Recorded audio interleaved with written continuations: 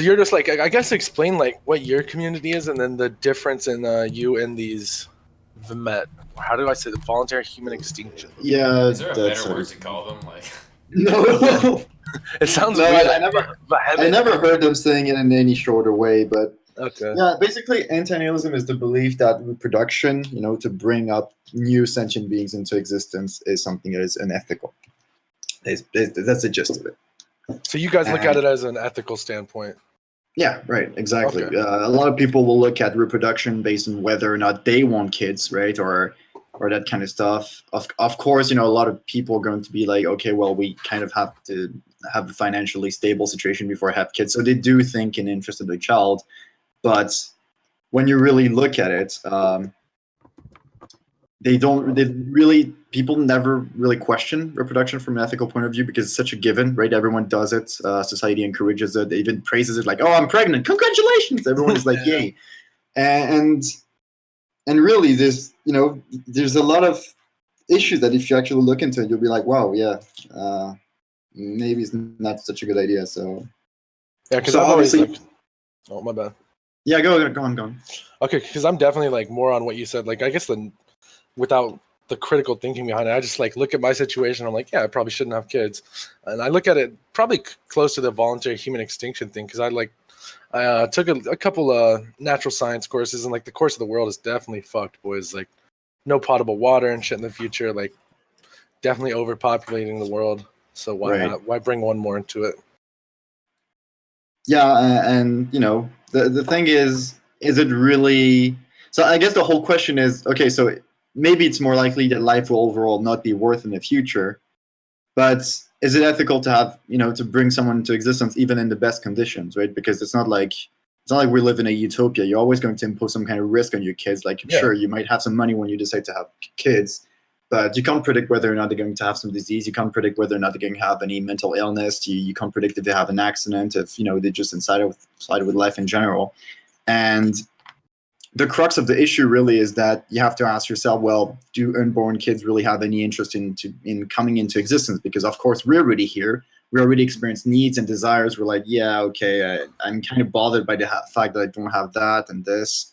So we're motivated to do stuff, but is there really anything? Do we really gain anything from life apart from what we're doing, apart from just trying to satisfy desires that our brain kind of imposes on us in the first place? I think that's a real question. I don't know. I think my interest in bringing a kid into the world is because that boy's gonna be a fucking beast. He's just gonna be slaying all the time. He's gonna make incredible leaps and bounds, dude. Is he though? I want to say. Is he though? Yeah, exactly. How do you know? Yes, of course. What if he's born with fucking my three dad legs? grew up giving me the belt and telling me I wasn't gonna be shit. Like, I think there's like this thing that people like end up fucking hating their child instead of realizing that this is what I'm gonna leave behind, dude. I'm looking at it like fucking dollar signs, dude. Like, if you would want to fucking tie your boy's right hand behind his back, make him pitch left-handed, that boy's gonna be worth a fucking $100 million if you just stick with it and like put in the time. But is that ethical at all? Like, just looking at it's like you're using your kid as a way to fulfill some desire that you have. It's like, oh, I want to have a legacy. I want to leave something behind me. Maybe it's some kind of death denial mechanism. Oh, I'm gonna die, but I'm gonna participate in that thing, whether it's your lineage or your culture, whatever. That it keeps going. So I'm still here in a sense, and you're basically using another human being to fulfill that agenda. The human didn't need to be here in the first place. They need to be born, and you're basically imposing that agenda without any ability to get any consent. What if your kid is like, yeah, fuck you, fuck your plan, I don't like it? What do you do then? Exactly. Like, I know a lot of people, and that's like a lot of people feel like, especially now, because you do have this internet echo chamber, and people are like, oh, why am I born? World is a fuck. Like, and a lot of people end up blaming their parents for that. Well, I don't think it's always fair to blame. I mean, arguably, you have some parents that are really malicious. You have narcissists who have kids and basically have kids kind of knowing that they're exploiting the kid, right?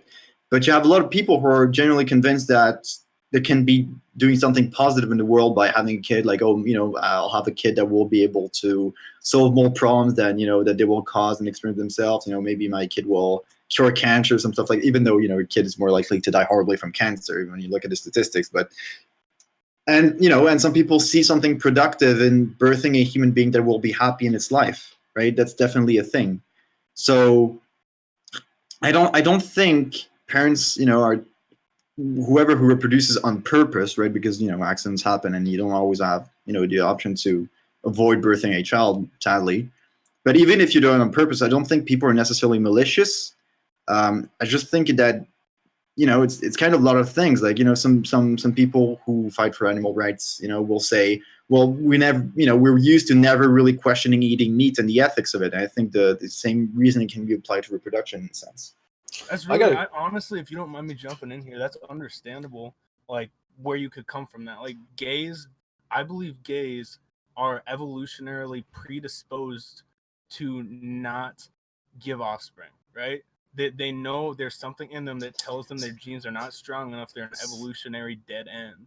So you're convinced it's some kind of new social strategy? But in Minecraft, that no, might be absolutely, true. no, absolutely not. This is bet. In Minecraft, I have what the no. Dude, a question I had. Bet you understand what you're literally saying. You're saying these people are genetically inferior, and their DNA is telling them to be no, the way they are. No, that's not what he said. That's not what he said. God damn it, Sid, just fucking check yourself. Bro, okay. Did you interpret that? You're literally saying, I think that gay people's genes are expressing the fact that their genes are too weak to reproduce. No, that's not it. Yes, that's and I've had this conversation with many homosexuals over the years, and they tend to agree. Many homosexuals? Wait. They tend to agree with what? With the fact that their genes are not meant to be passed on, or that they still have a role to play in society and their group, but not through having children.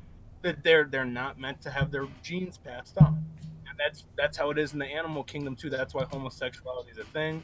They know that their seed is gonna die, and they want to use their utility, but they just. What's your evidence for that kind of reasoning? I mean, it's much more likely to apply some kind of new social. So like bees and ants, for example, a species that you have, most of the population is never going to reproduce because the workers they can't have children, right? So the only way that those individuals can be able to pass on their genes is basically by helping out the queen that can reproduce, pass on her genes, because they share the same, right? They share the genes that are inside of us are inside of the queen.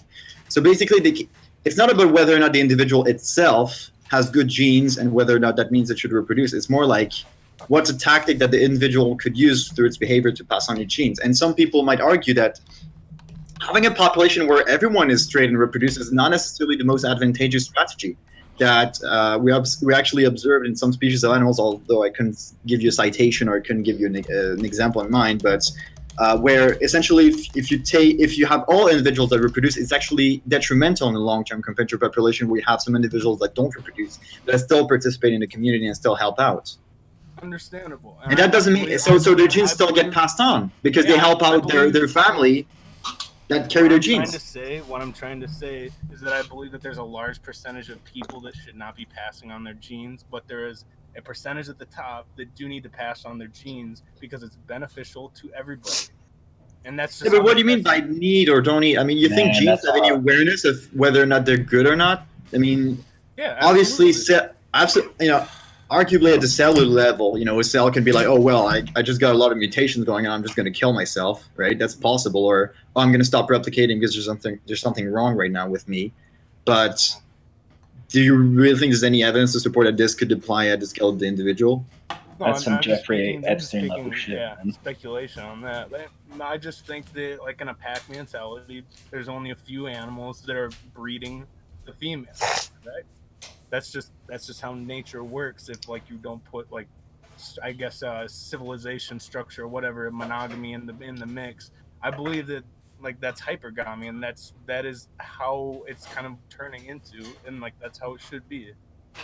That depends. I mean, you have to understand that depending on the environment, some strategies are better than some others. But you could definitely. But do you think the genes are entirely worthless kind of stuff, or do you think they kind of have a role to play that can still help out? You got fucked up eyesight, you got some asthma with that, and you're 5'6". Fuck your dad for bringing you into the world. But if you're, I don't know about that, but yeah, no, but that's kind of mean. What do you think, Skid? I mean, what I'd say about that is it makes no sense. The advances in medicine have definitely allowed evolution and stuff like just bloodlines to go on that wouldn't have succeeded in the past. Let's say so these people that when Darwinism was in full effect, where it's the strongest survive, weak genetics get pushed out just based on the natural course of things. We've completely circumvented that with medicine. No, we didn't. You don't think so? Mostly. Well, not entirely. We still have some disease that people can be born with and they'll die from it, and we don't have any way to fix it. So there's still some selection going on. You can't say we got rid of it. Okay. So completely was all-encompassing term or all-encompassing statement. I shouldn't have said that. But we've made leaps and bounds, circumventing things like before, dude. Let's say like you're born in the Roman Empire, you're a fucking hunchback, like with an extra chromosome. You're getting tossed, dude. You're getting tossed off the fucking mountain. Like you're not. No, that's more like the Spartans, but okay, yeah. Yeah, but that's that same era. Arguing technicals when it's no. It's fine. But so like yes, like we are definitely allowing weak genetics to be passed on, like 100%. Well, weak in a sense that if we were placed in an environment that we had to survive in previously, they wouldn't work out. Yeah, of course. Right. But the thing is that genes that manage to reproduce will keep doing that. There would be no evolutionary drive for any DNA molecule to say, oh, I'm going to kill myself at the scale of individuals. No, not at all. If homosexuals were truly worthless, like why wouldn't they just self-terminate or something like that? Why would the mechanism work through reproduction? I think why would they still be alive? Because they can still be productive member of society. So you can look at it from a social perspective. Like I said previously, and that would make much more sense. True. Going a different direction. This is just something that's been on my mind since you guys introduced this topic. Where do you guys fall religiously? Like religious views, just like most people in your community. That's a question I had. Take a guess. Atheist. Right. Congrats. I just didn't want to make an assumption. Are there any people within your community that are religious at all? Yeah, but obviously you would expect disagreements to come up quickly if they even mention it. It feels like two massive contradictions. Right. These guys they think nobody should be reproducing, period, because it's not the kid's choice, or they're just gonna be brought into a fucked up world. Or are you saying that maybe some kids should be brought in? Arguably, being religious should give you even more reasons to not reproduce. What if your kid ends up in hell, right? Like you impose No. I asked you a different question. Like, do you want nobody in you think nobody should be being born?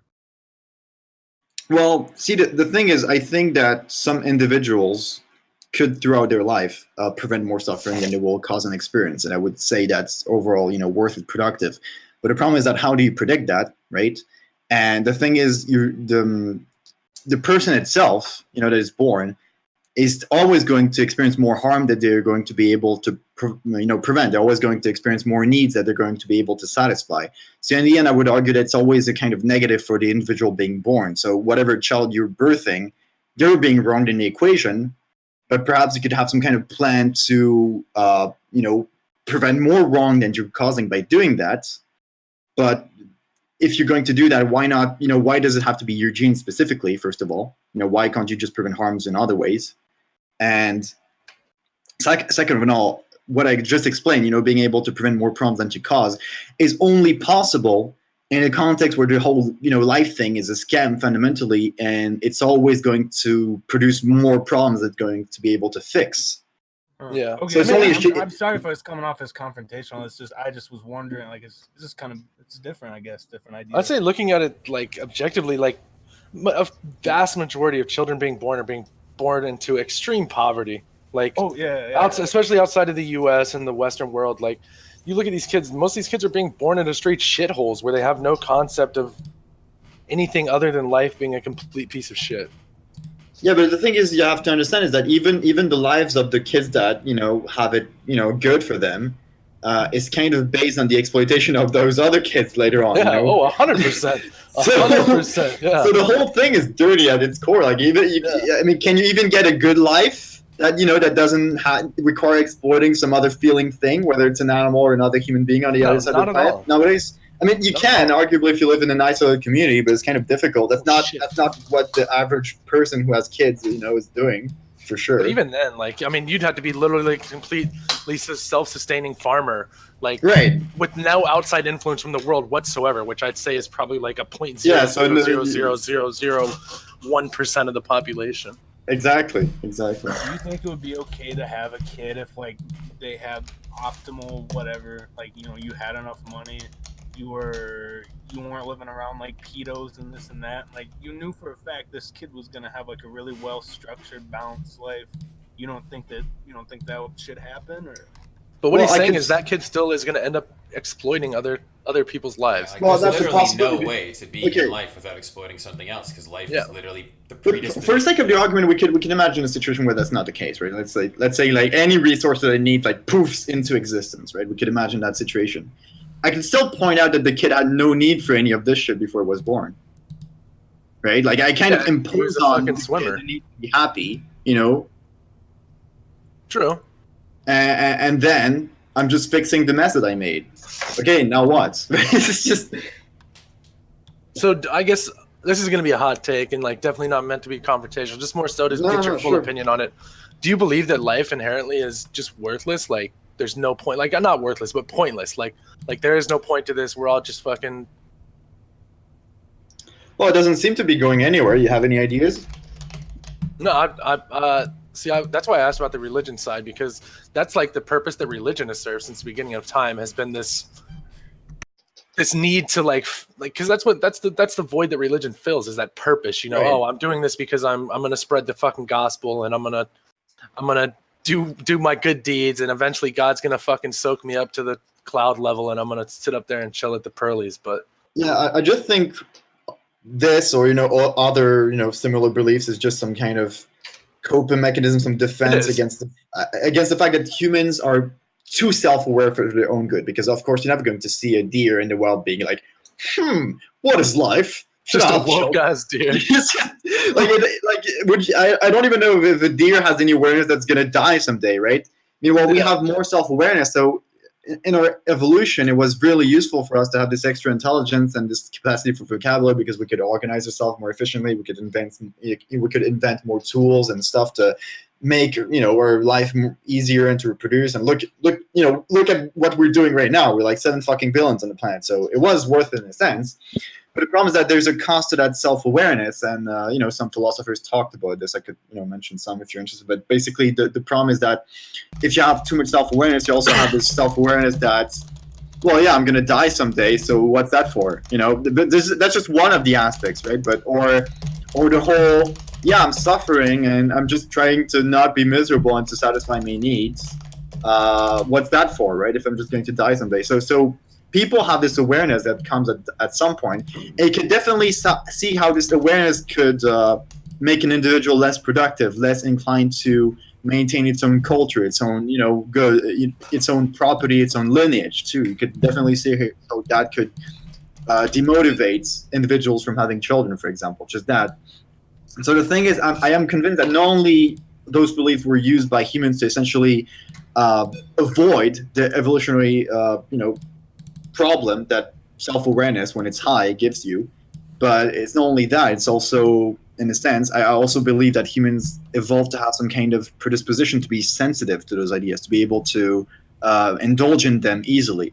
You have a whole study of this. I don't know if you guys ever heard about terror management theory. It's a really interesting topic. Yeah. Oh yeah. Yeah. So basically, you could say it's that. I could argue that humans, with time, were selected to have the psychology to be good at making up defense mechanisms against this kind of stuff. Oh yeah, because I mean, there becomes a need for it more and more as people became more aware throughout. If you look at like anthropology, as people became more aware, like from the get-go started looking for purpose. Like as soon as language was formed and shit, that's like one of the first things that people start asking is why or what and how, what happens after this, because people like it's at some core a need to have a purpose. And I think like I'd say I probably like align with some of your ideas there, that there really is no purpose to being alive. You're just here, you're a fucking organism on a planet, and human beings have like pillaged and raped the earth and each other for as long as history's been kept, and even before that. 100 billion, I think, so far have died in history. Yeah, it's a lot of people, right? And for what, really? I mean, I think we need to have a conversation not only about what humans are, but what life is. Okay, I'm not going to bring anything new here, and but since a while we've just been saying that look, if you're going to look at life, you have to take evolution seriously. What does it tell about what we are? Life is essentially reproducing molecule. It doesn't matter whether it was DNA or RNA that started it all, but it's a mechanism that's good at maintaining its own existence. And it invented cells, and then invented cells working together, multicellular organisms. And then for some organisms that were able to move around and control some part of the body, with tiny neat little things called neurons, there was an interest in being able to organize how you're going to make those work. So you have decision making that becomes an advantage. How you're going to make decisions, which ones are going to be advantageous for the reproduction of your genes. So of course, all this process blind, has no purpose, just selects whatever works.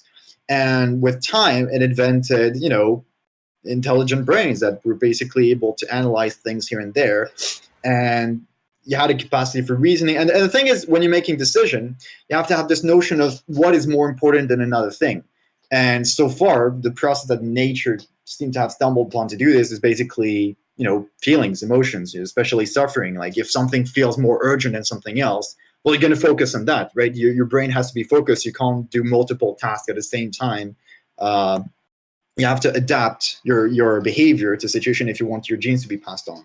So you had this idea of value that was progressively created. And you could argue that even self-awareness is evolutionarily useful because you have awareness of yourself. You can locate yourself in time and space. So that allows much more reasoning and, arguably much more, prediction of what's going to do in the future, how you're going to organize your resources, all this stuff. So it really gives you a lot of advantages. But the thing is that this process, in doing so, basically created the process of, consciousness and all the suffering that comes with it, because consciousness is not a thing that exists because nature thought, oh, I'm going to make conscious and intelligent thing. That's going to be fun. No, it did it because there was an advantage in doing so to pass on genes. So we didn't evolve to be smart objectively. We didn't evolve to be, happy or anything like that. We evolved to be genetically productive. And you can see it all over our psychology. You can see people that have needs and then they satisfy it. And then they run on the hedonic treadmill. And after a while, they get bored of what they got. So they need more. Because we're not built to be happy. We're built to be genetically productive. We're enslaved by molecules, and so are all the other sentient animals. And we're just chasing, the happy ever after that just doesn't exist. There's no ending to it. There's no reasoning in any of it. It's just blind replicators. So the real question is, I think the justification of whether or not you have to reproduce falls on the one that say we have to reproduce. What's your plan? What's the big goal here, really? Yeah, that's where I guess I can kind of align with the ideas that you've been presenting, because I've always felt that way, that like in the end, like there is really no purpose. You're just here, and you got to figure out what the fuck is going on. Well, there's no purpose. That's fine. The problem is that if there's no purpose, and on top of that, you're going to create suffering in the process, then that doesn't make the thing like whatever. It makes the thing bad. See, so you need to have a justification for continuing it. Since we were brought into this world, like, what do we do? Do we just well, I would argue that you have an understanding of what's the goal. Well, I would argue that if you use your intelligence, you're going to realize that yes, okay, sentient experiences, I have them. They have some value. Like okay, suffering is a big deal. I want to avoid it. I can't really have a justification for why somehow it's just not important anymore when it happens to something else. All the evidence shows, especially when it's one of my own species, then when it's happening to someone else, it's just as bad. The suffering, the experience is just as real. So arguably, I should say that you should try to lead a life where you try to take care of yourself, to not suffer yourself, and also try to reduce suffering in other sentient beings as much as you can. I have an idea, though, that suffering is what gives growth, right? Growing pain. Well, it can. It can. No, that's absolutely wrong. They've done psychological studies that prove what does not kill you makes you weaker and worse. It does not make you stronger. It just makes you a weaker human being. But literally all of the up traumas, so when you work out at the gym and you're really sore and you're in pain, bro, you're comparing a physical muscle to a mental brain. Like, it's very different. Mental trauma has been proven to do. It does not make you stronger. Like, that's why people who have PTSD have PTSD. They didn't get stronger from going to war. They have a weakness that now follows them forever.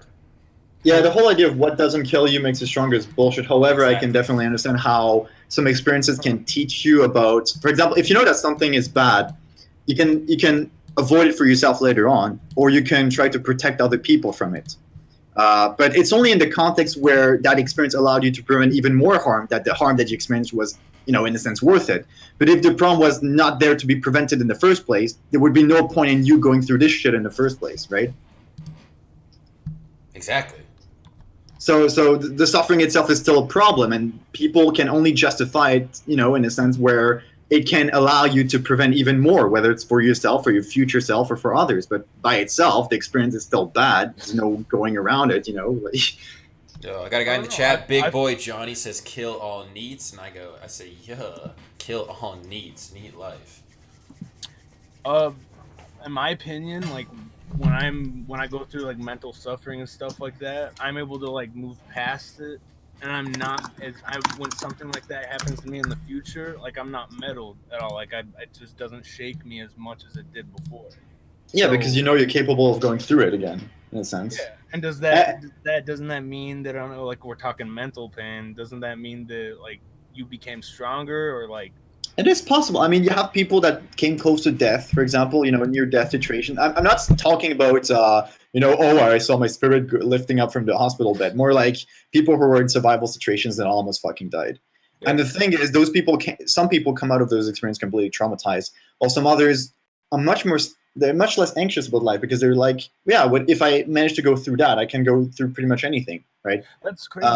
I'm drawn to, and like I'm really like respect people that they've gone through like the most pain in their lives. Like I don't know, and like this guy that I knew, fucking triple, he fucking lost 3 limbs.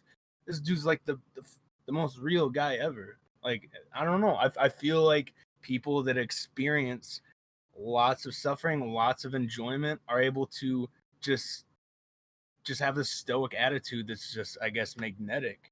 That makes me think that they're strong. I want to tell them my issues, like what I'm going through.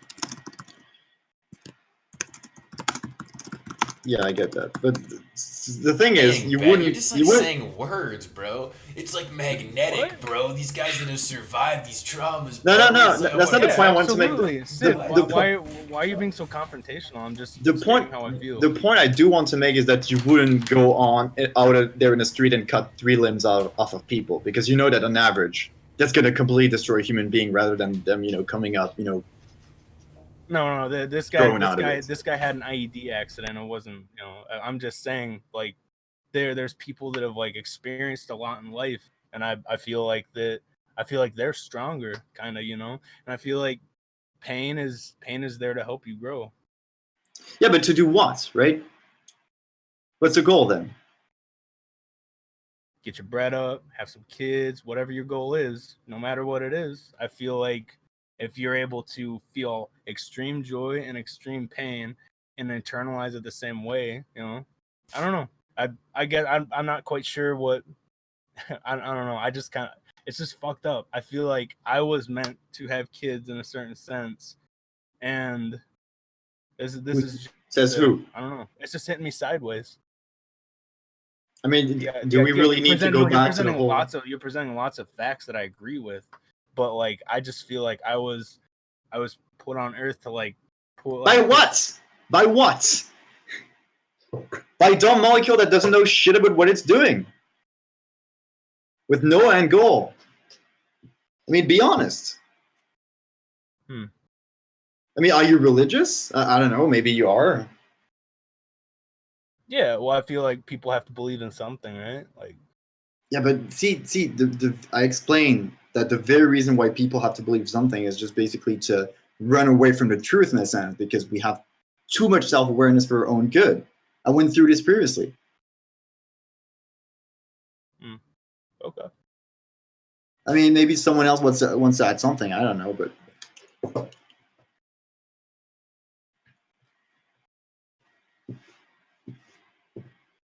But I mean, look, I wouldn't get angry at you, blame you or anything, because again, I would just say that's another symptom of, the fact that we're selected to engage in that kind of thinking, because their ancestor did that, and that brought them, it helped them go through the day, and basically, yeah, that's why we're here. But like, what's the goal here? What is life accomplishing in the universe? Do you think life is doing anything else apart from, satisfying desires, needs that its own existence caused to exist in the first place? Are we doing anything else? Is there any point in making Mars full of happy humans? Like, do they need to exist or anything? No, I don't think it's a necessity. Mm-hmm. Interesting. I guess I'd base where I'm coming from kind of on religion too. Like, I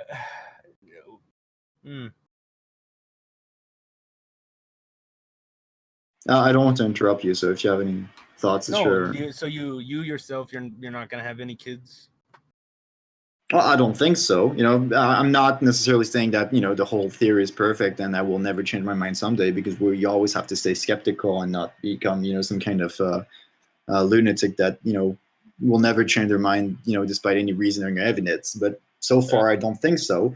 However, I'm definitely not against, still trying to live a life where I'll be as happy as possible and trying to help out others. I mean, I'm not even against, adopting kids or something like that. Sure. Well, I feel like it's just really focusing on like the pain of life and stuff, when there is joy to it too. Like, it's a spectrum, it kind of just goes up and down. You don't know. Yeah. See, so talking with a spectrum up and down, right? You have a 0 that's like neutral state, and you have the up that's positive, the down is negative. From my point of view, it's more like the 0 is like no suffering at all, and then you go more and more negative. There's not really positive. I'd see all pleasures, all the joy and thing, not really as a positive by itself, but more like a relief of suffering or some kind of distraction from it, in the sense that you would have no reason to actively seek out pleasure or happiness or any goal if you had no frustration, right? If you didn't suffer from anything. I mean, Chizo could probably, he seems to know Buddhism, so he could probably agree with his reasoning. That basically, if you had no problem whatsoever, if you didn't suffer in any way, you would have no interest in seeking more joy or more pleasure or whatever. You wouldn't need it. So basically, it's not really a game of positive and negative. It's more like a game of your brain imposes negative on you, because literally all you have to do to suffer is just do nothing, wait, and eventually you have some problems that come up. Meanwhile, satisfying your desires is something you have to actively, seek. No, the thing is, like, humans are looking for chemical reactions. You're looking to release endorphins, serotonin, dopamine, all that shit. That's what brings happiness. Yeah, because you would still seek that without. You could still seek that without frustration or sadness. Yeah, but would you have any drive to, seek it if you really didn't miss any? Because it's the same. It's similar to the drive to eat, to do anything. Yeah. So you still want that chemical release. So if you weren't bored in any way. If you were not bored in any way, if the absence of those chemicals didn't bother you in any way, if you were not hungry at all, you would say that someone would still eat. Yeah. I think that's nonsensical. Because food releases the same endorphins that sex and shit like that does. Yeah, but you wouldn't need it. You would be fine just existing. You would be like, I wish I could eat right now. Like, no. Yeah, but people don't need to do heroin, but they still do it. I think drugs is a really interesting topic when it comes to that, because it's kind of how our system is kind of hacked into artificially. Because obviously evolution made it so that behaviors that generally improve our survival will be rewarded, although not necessarily in the best way, because, for example, we like sugar a bit too much for our own good in this age of abundance of sugar. That gives a lot of health issues. But you can see how a lot of our behaviors that, made it more likely for our genes to be passed on, our cohesion with groups, socializing because we're social species, sex, all this stuff, feeling like you contribute to the community, empathy, all this kind of stuff, that if you actually indulge in that, it's going to feel good, right? But drugs kind of go through all this barrier of, which route you have to go through to get to that pleasure, and just triggers it immediately. And what happens when you take drugs is like, okay, why do people take drugs in the first place? Because they're bored, because they're feeling a bit down. After you feel drugs, you hit the depression once they're done. Everything is a chemical reaction, man. Yeah. Because afterwards you have the deprivation. What we were saying, though, is like you're specifically focusing on the pain of life when, when you're down, you have to come up, and like when you're up, you have to come down. So there's that equilibrium there. And you really think it's an equilibrium? You really think like on average, like you could absolutely. You know, so you think the world contains as much pleasure as suffering? Yes. Yeah, so no. It's no.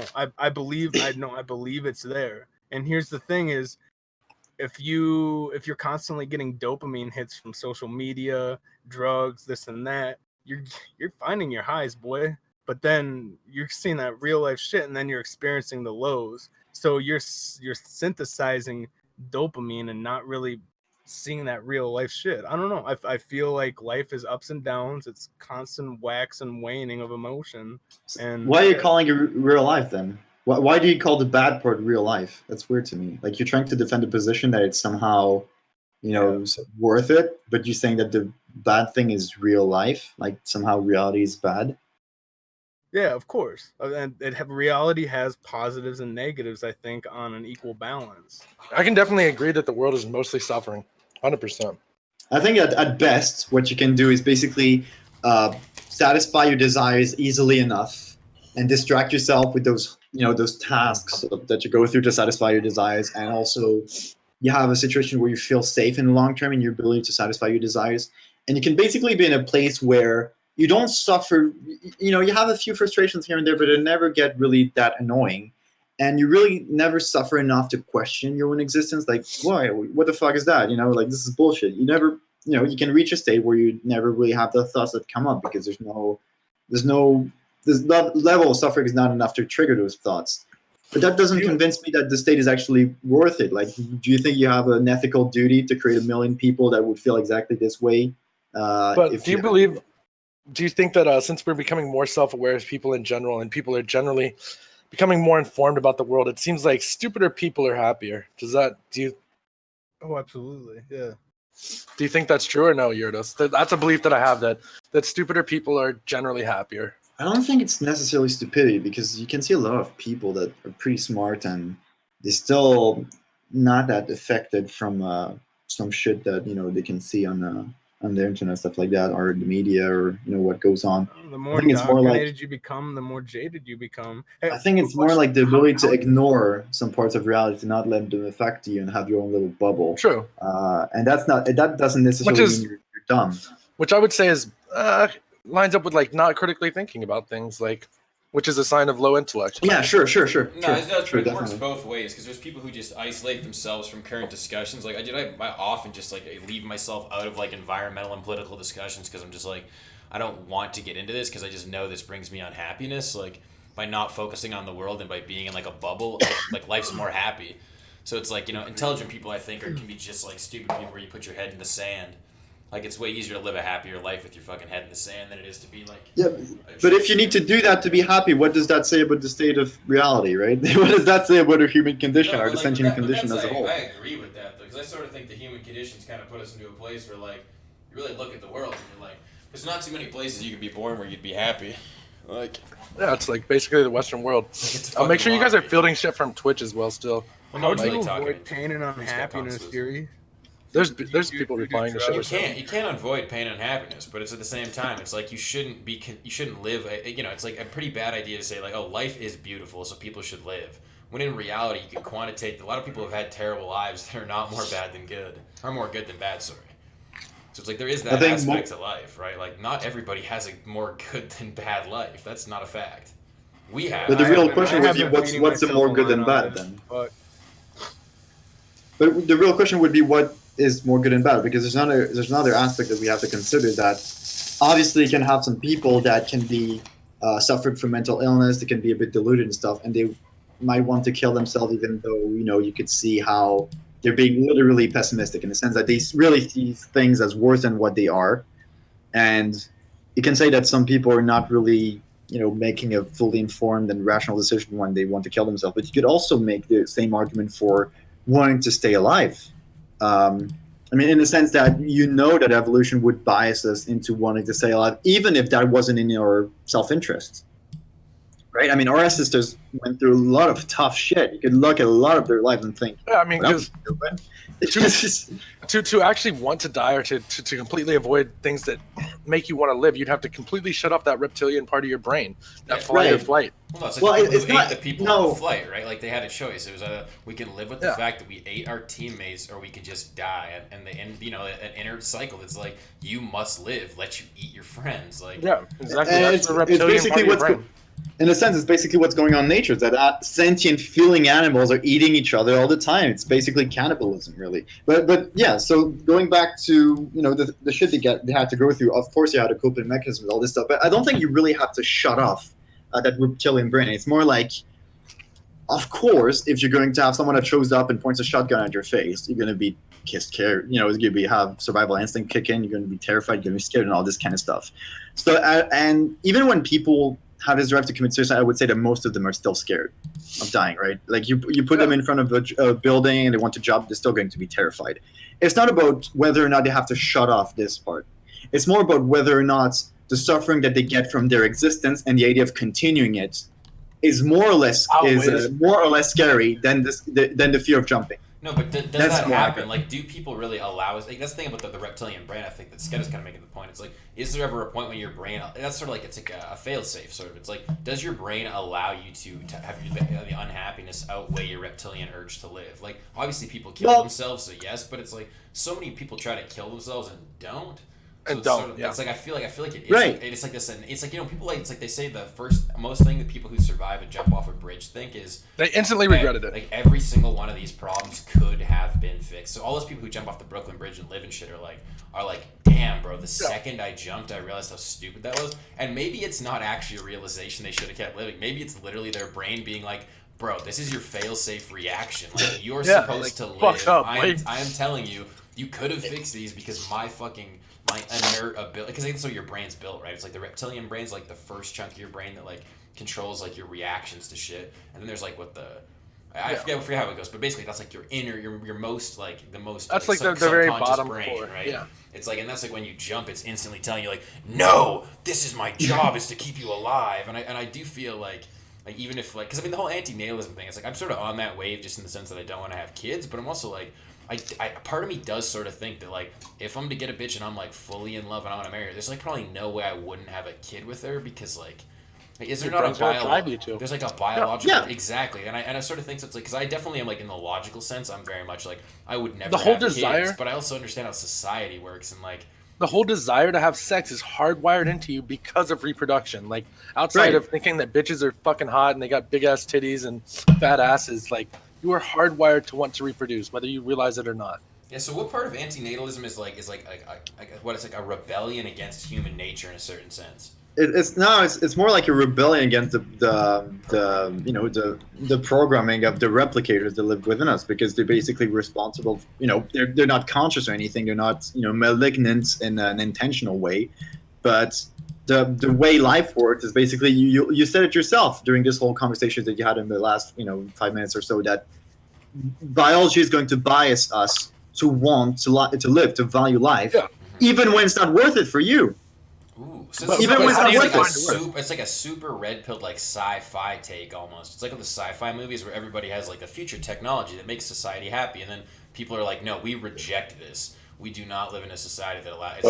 Like people have decided that the programming of chasing biological fucking happiness by having children and reproducing, this is their the escape and like the continuation of the cycle. We break the cycle by not having kids. It actually is very Buddhist in a certain sense. It's like it is. That's why I said it. It is ironic that Siddhartha comes in asking about anti-natalism. You know how I want to read a couple things from the chat just to keep us up there. Green Shadow says you need to strip yourself from your desires. I think that's the same thing that you're touched on. Buddhism, yeah. And then I think he was talking about when I was talking about it's low intellect. He said it's ignorance, so it's a good take. I mean, ignorance is just avoiding fact, which you have willful ignorance. It's more important. And the thing is, you have some people that are psychologically bothered by the idea of ignoring some truth, right? Because they kind of have this idea of. No, I kind of need to know because else I'm not being honest with myself, and also other people just don't give a shit, right? Con Swizzle's like, my desire is to be loved by someone outside of my family. I'm so fucking ignorant. Like he's obviously being facetious, And it's like that's the thing. It's like a weird debate because it's sort of like I sort of think objectively the idea that like your existence is based on the existence of someone else accepting you is kind of weird and sad. That like because I kind of like the Hunter S. Thompson quote I like a lot is in being like you're born in the world alone and you go to the lone. You have people along the way with you and you can fall in love and you can have moments, but at the end of the day you are alone in and out. So it's like the idea that some people are like especially these incels that come on and tell us stuff like I'll never have anyone truly interested in me for me. It's like, ooh, well, I mean, that also shouldn't be the be-all, end-all goal of life. I mean, can anyone really know who you are 100%? I mean, through the limited interactions that we have through speech and all this. I mean, no one can read your mind. No one can fuse their brains with yours. So, I mean, can we really say that? But maybe the point of life is just to try to understand other people, right? I mean, because it seems like the big thing among the incels that's definitely become clear is that incels want this connection. They all come in, they talk about sex, but it always ends up leading to them saying, at the end of the day, in life, want companionship. I want people to know me. I want positive growth. I want positive relationships. But that's definitely understandable. We evolved as a social species. We need each other to be happy. We're fucking miserable without each other, and that's normal. Because any individual that lived alone on his own and wasn't bothered by that was on average less likely to reproduce. They would, die in a corner and that kind of stuff. Not only were they less likely to reproduce, they were less likely to exist. Survive. Right. Survival as a loner was literally impossible. Impossible. We're like a travel society. Yeah. But so what do you think people having kids are basically just selfish because it's essentially like I'm going to get evolutionary happiness out of raising a child, but by bringing this child into the world of suffering, I'm essentially saying by making you unhappy and in this world I will be happy. So it's like basically like you're kind of rolling the dice. I'm like deferring. Yeah, exactly. You're not rolling the dice for yourself. You're betting with someone else's money. Yeah.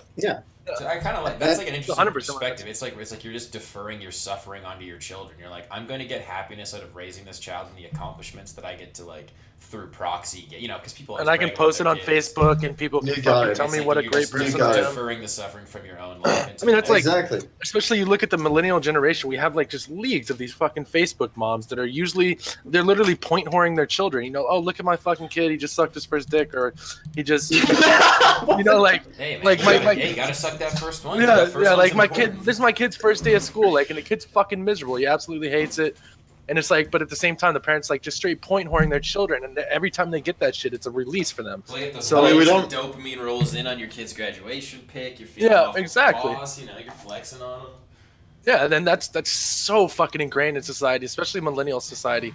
Just knowing from like people I graduated with, like I don't even go on Facebook. Oh yeah, dude, 100%. I mean, is it specific to millennials in particular? I'm not sure that, man.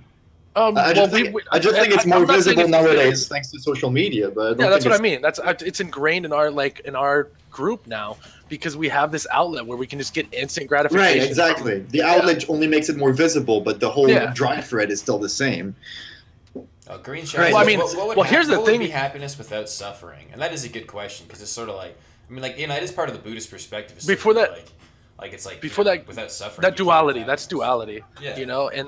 But before we go into that, like, you also have to look at, like, let's think about before millennials. People were literally having kids for the sake of having farm hands when we were for labor. Yeah, you kids for which labor. Which is even worse, dude. No, that's a big thing. It's like you made the workforce for the family. It had nothing to do with like. That's huge, at least in America.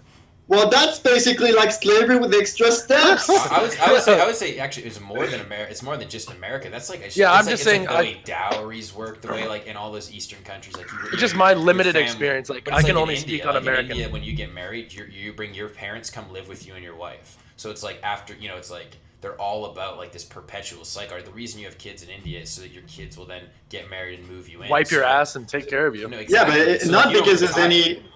Yeah, but the thing is, you have to realize that this whole mindset doesn't have to be rational. It only keeps existing because it maintains its own existence. It doesn't mean it's doing anything really good. Oh, no, I 100% agree. Because you always see these stories of people who finally push back against, like, their immigrant families. Not, like, saying immigrants are bad, but, like, these people will be like, I have all these relatives. They keep moving more and more family members over. I'm the first one with a university degree. I'm paying for all the bills for my family. My parents work fucking done. And it's like, they're like, yeah, I'm making $40 an hour, which is the most anyone's ever made in our family, but I'm paying all these bills. It's like, it's the cycle that like, it's like bringing them all up, but it's keeping them all down. And some of them are rejecting it. They're saying like, no, I'm moving on. Like I put this time in, my whole life I suffered, I babysat, I worked, I did this. I finally have freedom. I'm a doctor now. I'm getting married. I'm going to live the American dream. And I do think there's like kind of that point where people realize, like, I think people have separated from their families way more in this society. Like, people are kind of realizing, like, toxic family members should not be treated differently than toxic people. Right. If someone's in your life and they're fucking with it and they're consistently making you feel terrible, you shouldn't have them in your family. And I think, because I'm a Redditor. There's like, oh, Reddit normie, whatever. But on Reddit, you see a ton of people being like these deep stories where like their families just straight fucked with them, and they're like fucking raised by narcissists. Exactly. You know the subreddits? Exactly. Yeah. There's like a few kind of like that too, where it's all these similar stories where you're like, damn, bro. There's certain times in life when you just have to get people the fuck out of your life. You know what's kind of scary is that in China right now you have the social credit system, right? You know about this stuff. Oh yeah. Right. So just to point out that not visiting, your family, your parents or stuff like that, if they're getting old and they're in the nursing home and stuff like that, that can't actually lower your score. So the government is pushing you to love your fucking family and to visit them, even if they were horrible to you. Yeah. And that's what's happening a lot with that's what like the negative externality of like the whole one-child policy that they had, like. Because mostly that they wanted like throwing females in the trash, boy. Right. Yeah, exactly. In Minecraft. No, that was literally. You can speak on that. Yeah. That was literally happening. Yeah. They were they were so worried about lineage that they were literally throwing female children in the trash cans. Yeah, I know about that. In India, you kind of had a similar problem where basically there were shortage of females in a sense on the market. I know it's horrible to say this way, but as a result of this, you had girls from villages that were getting kidnapped and stuff. Gotta boost your fucking estrogen. Get your E on. Yeah, but like a bunch of like, I don't know. I think it was like a Vice video or some shit. Like a bunch of like Asian Chinese men or some shit were just like, yeah, no, I'm fucking done. Like I have to look after my wife's family, my family, aunts and uncles. It's like, yeah, I'm fucking done. I'm leaving. I'm out. I'm out. Fuck this shit. I'm going to get some cigarettes. No, for real. See, you read these stories of people who it's like, oh, there's an expectation of the girl I'm going to marry that her family will move into with us. It's like, whoa, that's an expectation, is that you're going to then take care of two grown adults. It's like, that's a lot to be asking of people for cultural reasons. Like, I understand like those cultures, like, there's like a weird aspect though, right? Because you look at like the way that like Korean communities and Chinese communities have like gone literally everywhere on earth and then carved out a niche, made sure all their money flows back to each other. Like it's like the way the Jewish people exist. Like local communities like that are so much stronger than like any other culture. Right. There's exactly. There's little Italies, but there's like no little Ireland or little Scotland where people really like focus on keeping their like, economic benefits together. But those communities, like, they are stronger for it. As much as we're like, oh, there's not all these. I mean, because I don't believe it's all positive. There's a lot of suffering, but it's also like, I don't know, man. At the end of the day, isn't there? So this is like a weird argument, but like, isn't there sort of like an innate drive? This is fucked up, actually. Isn't there like an innate drive for like your people to keep existing? It's fucking. This almost sounds like racist. Yeah. It's like that is what like terror management, man. Terror management. Like, it's like you look at white nationalists, dude. Yeah. White nationalists, that's their whole belief. It's not that other races are inferior. It's that they're more I have this desire to keep my bloodline going. My race is important. And it doesn't even have to be looked at from a racist standpoint. Not even, I mean, I'm sure there's a lot of people that do believe that others are inferior. But at the end of it, it's like that the white race must be preserved, you know? Yeah, like, fucking really coping mechanism against death. Because I don't really have that innate feeling, but I almost respect, that's what I'm saying about these Koreans. It's like there's like little Korea and little China in the city I live in. And we're talking these cities are tight-knit. They've got, I mean, all the signage in Chinatown is all Chinese. Chinese bank, Chinese post office, Chinese everything.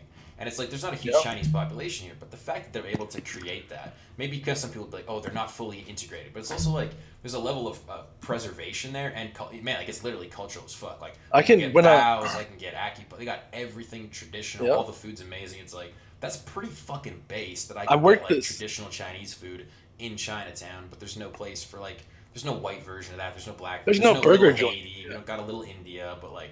There's fucking Chinatown. There's a little Koreatown. Little Caucasian. It's like, and I respect it in a weird way, even though I don't actually like. I'm because I'm part fucking like Italian and Danish, so it's like I don't think there should be a little Denmark, but I would respect it if there was. Little Denmark in the middle of China. Like I would be like, ooh, little Denmark, like that's cool, and I'd probably pop in and I'd be like, oh, that's dope as fuck. All these Danish homies living here, like.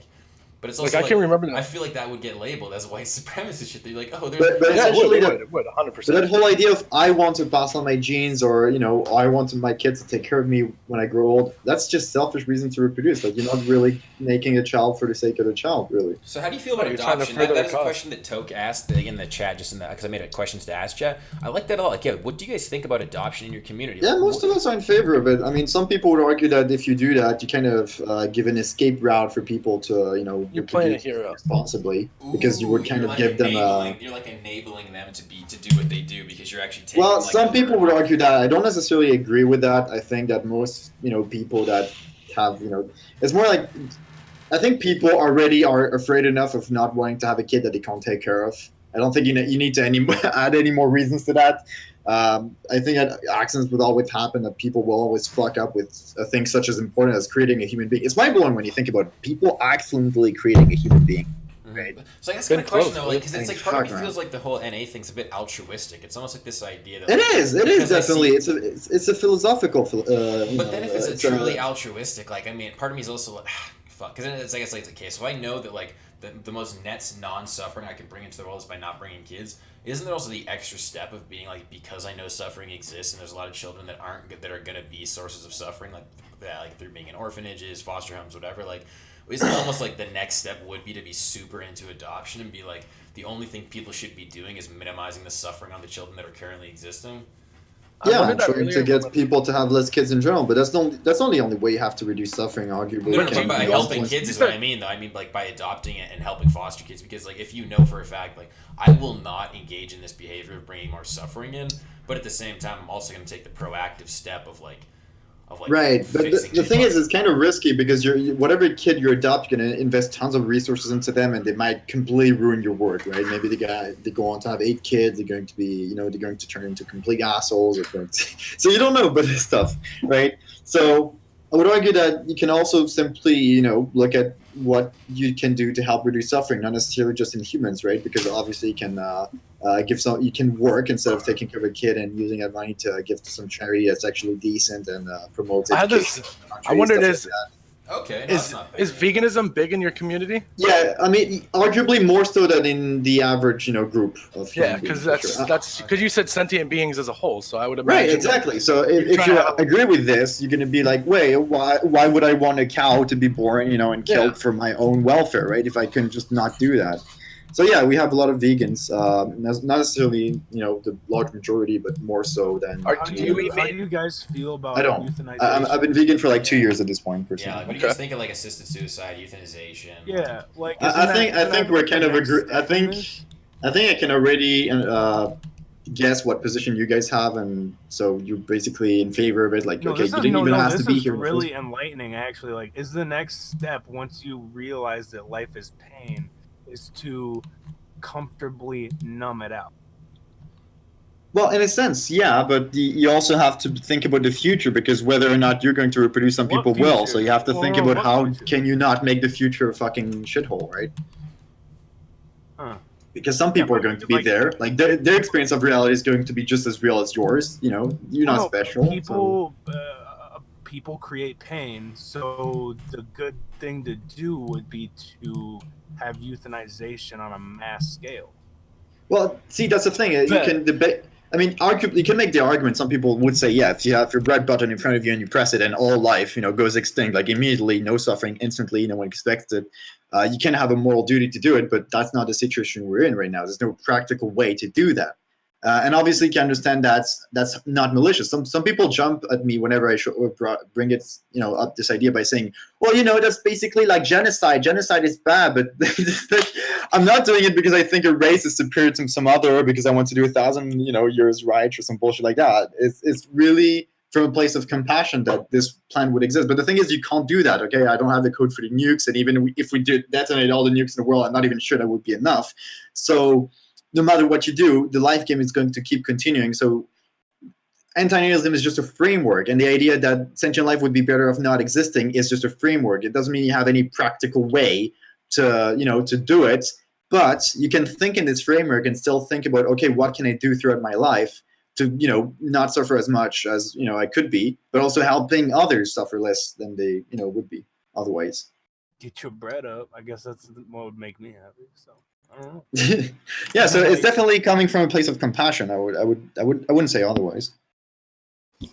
That's weird because I feel like if anybody asks me, I'm like, dude, go fucking hit life hard. Like get money, do this and that. Like not right, but at what price? Comfortably numb it out. But Yurido's whole stance has been that in those things, somebody's going to get hurt throughout anything. Exactly. Some other creature is always going to suffer.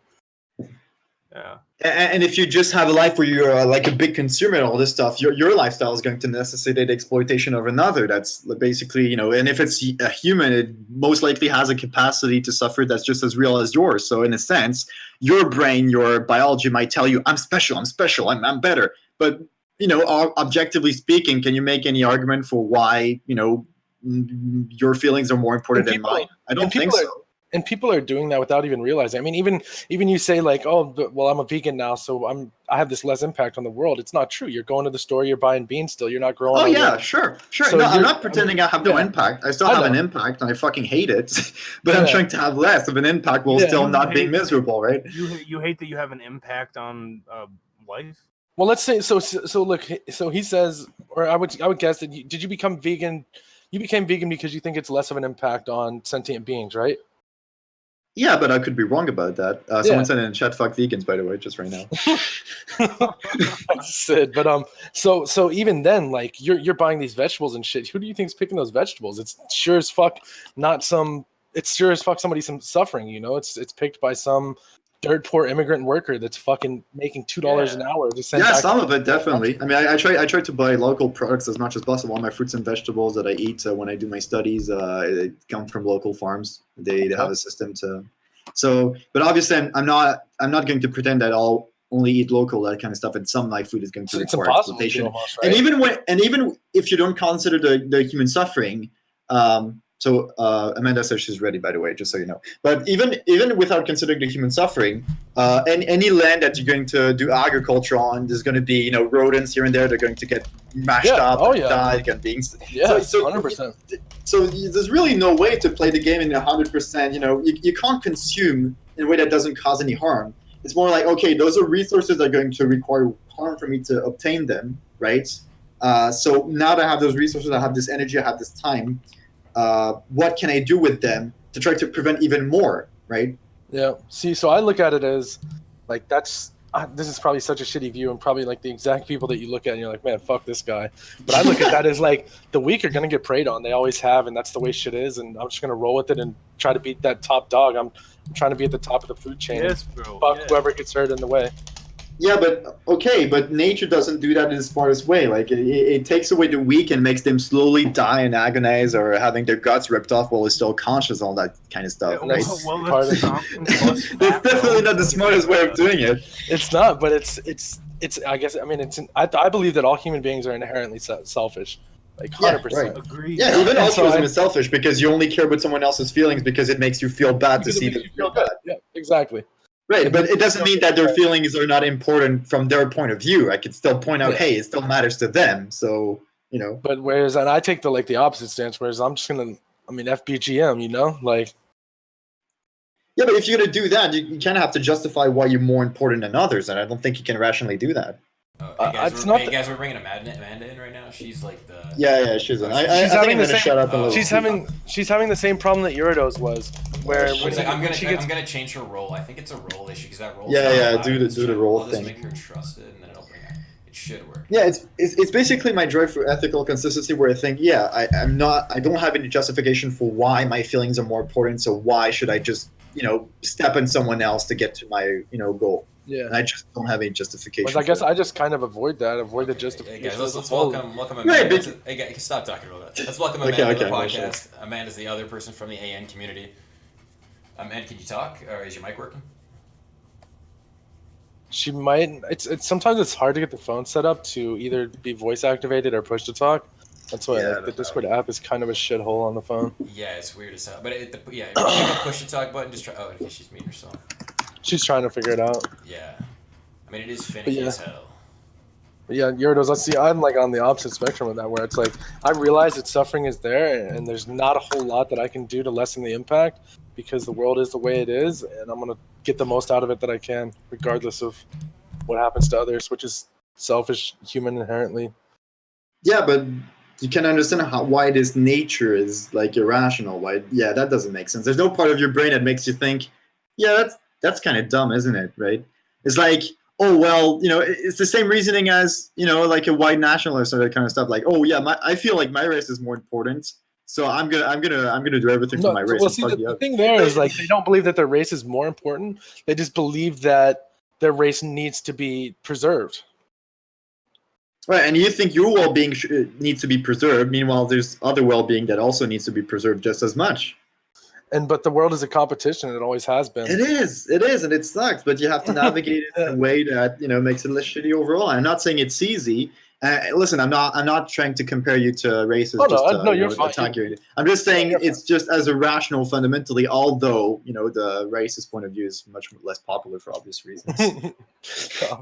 Yeah. No, I'm not a white nationalist or anything. I just brought that up. I didn't say it. I didn't say anything like that. I was clarifying, my boy. Well, you didn't need to. But yeah, basically, I've been clarifying more so for the people watching, so they're not like, "Oh, this guy's a fucking white nationalist." Pull tart in here. No, right now we have other people to talk about. We just gotta get Amanda's mic working here because I'm really curious. Just having some technical difficulties. Because Amanda's basically like every single person in that Discord was like, "Oh, you guys definitely got to talk to Amanda. Like she's the person to get the insight into." So I'm definitely curious. Sid, can I just kind of end my thought right here? Like, I don't know. I feel like I need to like fucking have kids, and like this is just very like black pilled. Like I understand like where you're coming from, and it's very I don't even know the word, like equal, like very very realistic. I don't even fucking know. The thing is that in reality, I feel like I agree with the skit that people are selfish, and you need to be stepping on people to get to the top, no matter what. Yeah. And that's no matter what. I mean, even though they're the same thing you are, basically. Yeah, but that's but you look at it. I look at it as it's testing your metal to see if you have stronger you look at it genes than these other people, and that's the thing is. Yeah. My bad. Yeah. You feel me though, Skeda? Like, goddamn. Yeah, because I look at things as like an animalistic point of view. That's what we are. We are animals, and animals like there are weak fucking animals that get left behind the pack that don't get to eat until everyone else is done. They end up malnourished and they fucking die off, dude. And the strong survive. Yeah, you want to vote for that system? You think that's cool? Yes, bro. Yes, absolutely. I think it's I don't know if I think it's cool or anything. I just think that's the way shit is and always has been. And our intelligence is just perpetuating that to the level now that there are fucking and we can't extend our circle of compassion. We can't use our current technology. No, we can. No. But owls were born to step on soy boys' necks and like end their shit, dude. Like that's just. I don't know about that. Yeah, but yeah, like what are you saying? Like basically, Bet, you're just admitting to being like ignorant and selfish in a certain sense because you agree. Exactly. I didn't say it. I'm not the one who said it. Yeah. No, but that's fine because that's like I think that's the part you have to recognize because basically what he's saying.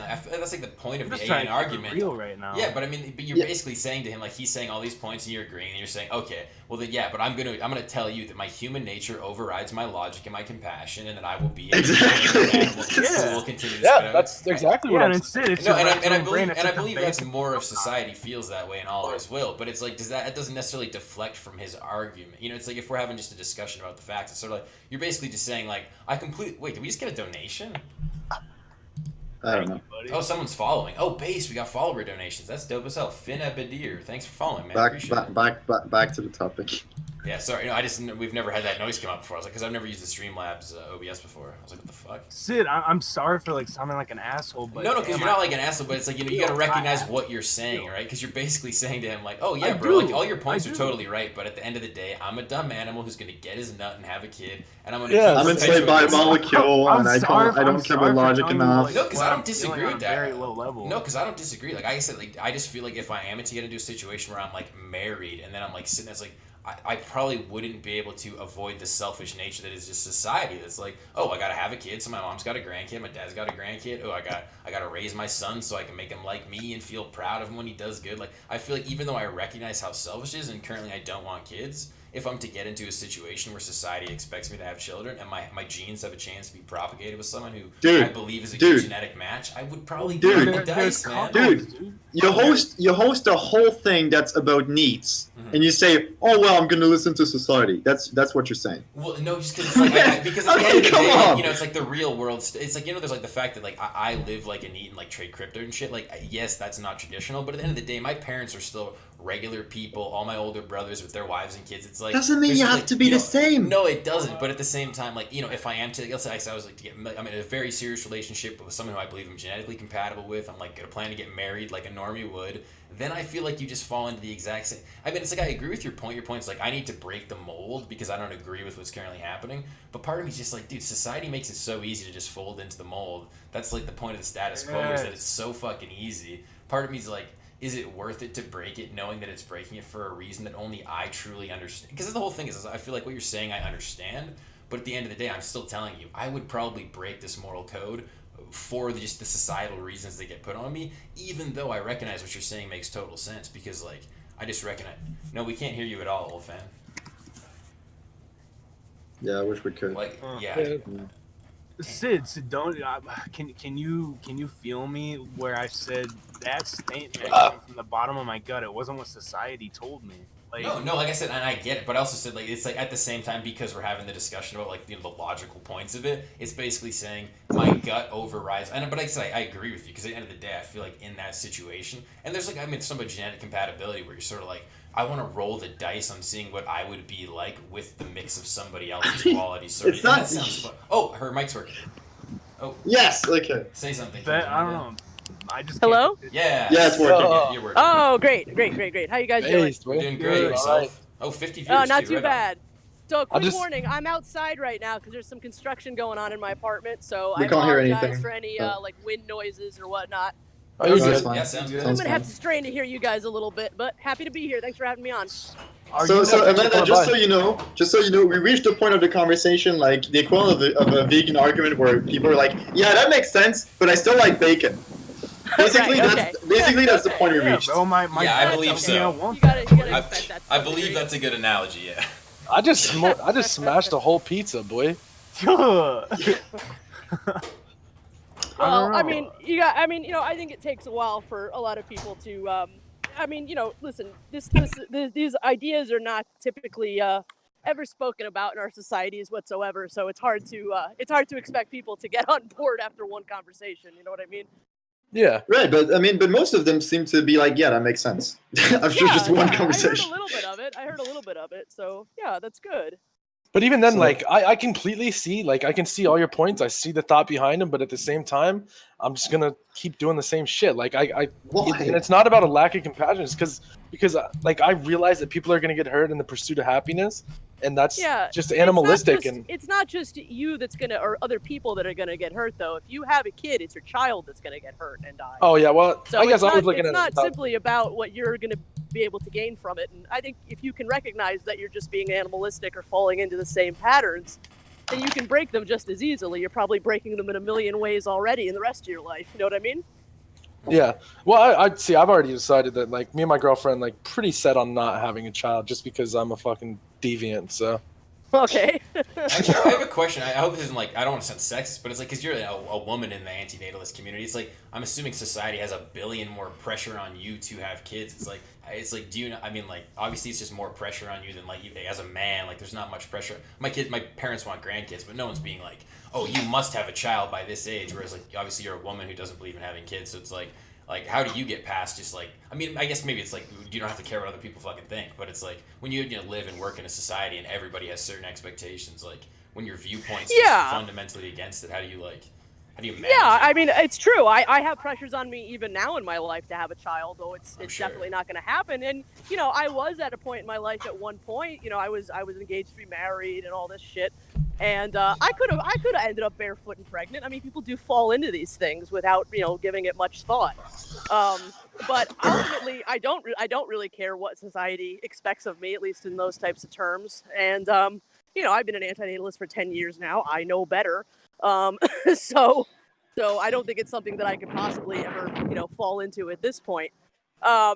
What made you check out I mean, so I early? haven't lived up to a lot of expectations of what a woman is supposed to be, and I've identified as a transgender since I was very little kid, gender fluid or whatever they're calling it these days. So I've never quite fit that mold, to begin with. So you capitulated like really early on this idea of having kids and whatnot, and moving forward with life. Well, no, she just realized like there's not one step forward in life, obviously. No, she said it herself. Yeah. Sid, do you believe that? I think that it's easily something that people fall into. I mean, people get into relationships, people have expectations put on them. I mean, certainly we live in natalist society, so you're very right that, that society does put these enormous pressures on both men and women in very different ways. But I just think that I've been in antinatalist philosophy for, just about 10 years now. So it's given me a lot of time to sort of think it through and all the various reasons and think about all the various ways that people do fall into it. And when you spend, any significant amount of time thinking about this, it just becomes very clear that there really is no reason to create thirst, create hunger, create all of these different needs that, people are slaves to. And there's every reason to live your own existence. We get one opportunity to have to slog through this fucking thing, and most of us can admit to the pain of having to slog through that existence. And I don't see any reason to subject something that I supposedly am supposed to have the utmost love for, to that pain. If I was to have a child, it would be the most precious thing, in my life. And why would I subject them to death? Why would I subject them to depression? Why would I subject them to all the things that people fall victim to? You know what I mean? Mm-hmm. Why do we have the carnal need to eat, breathe, and fuck? Well, because we're alive. This. Because I explained it previously. No, Amanda, you don't need to explain that. No. You said because we are slaves to molecules. That's how you explained it to me. Yeah, we are. Yeah.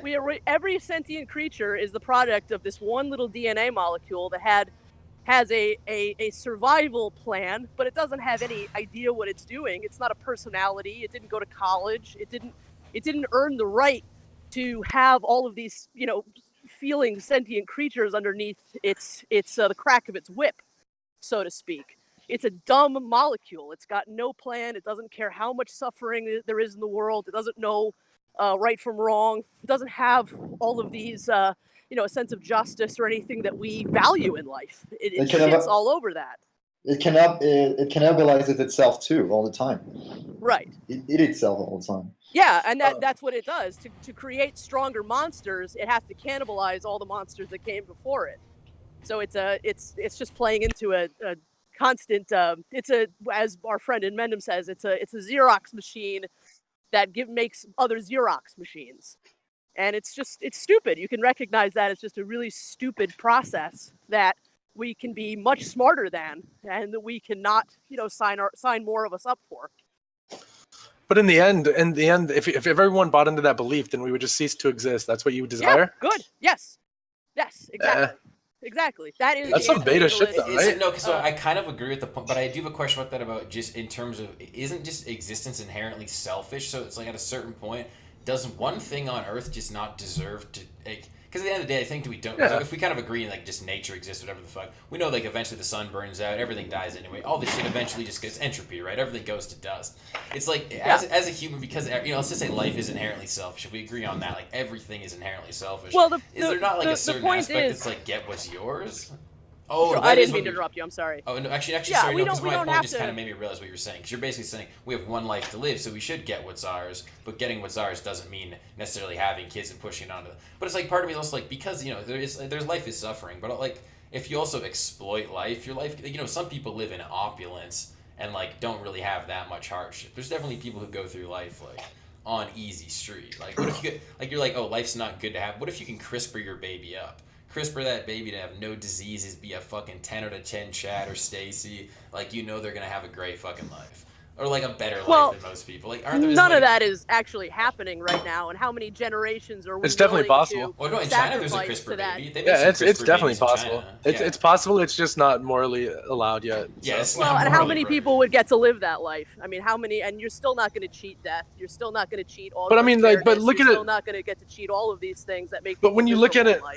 But life isn't fair. Like no one is giving you a hand. And so saying, why impose it? So why do you impose it if it's unfair? So should animals just stop existing as well?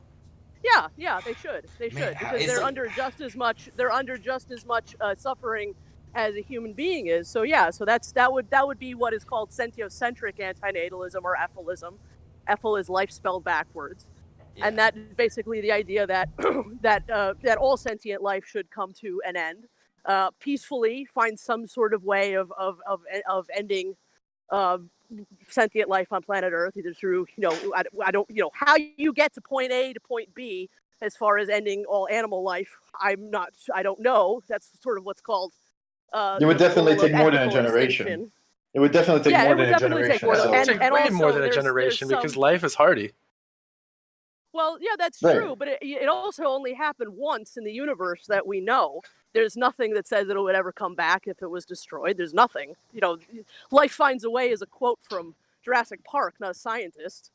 And so I think it's more than possible that it will end eventually, no matter what humans do. That is just reality. Thanks, and we will all go extinct. Jurassic but Park we have wasn't a a choice. Documentary? I'm sorry? Jurassic Park wasn't a documentary? What?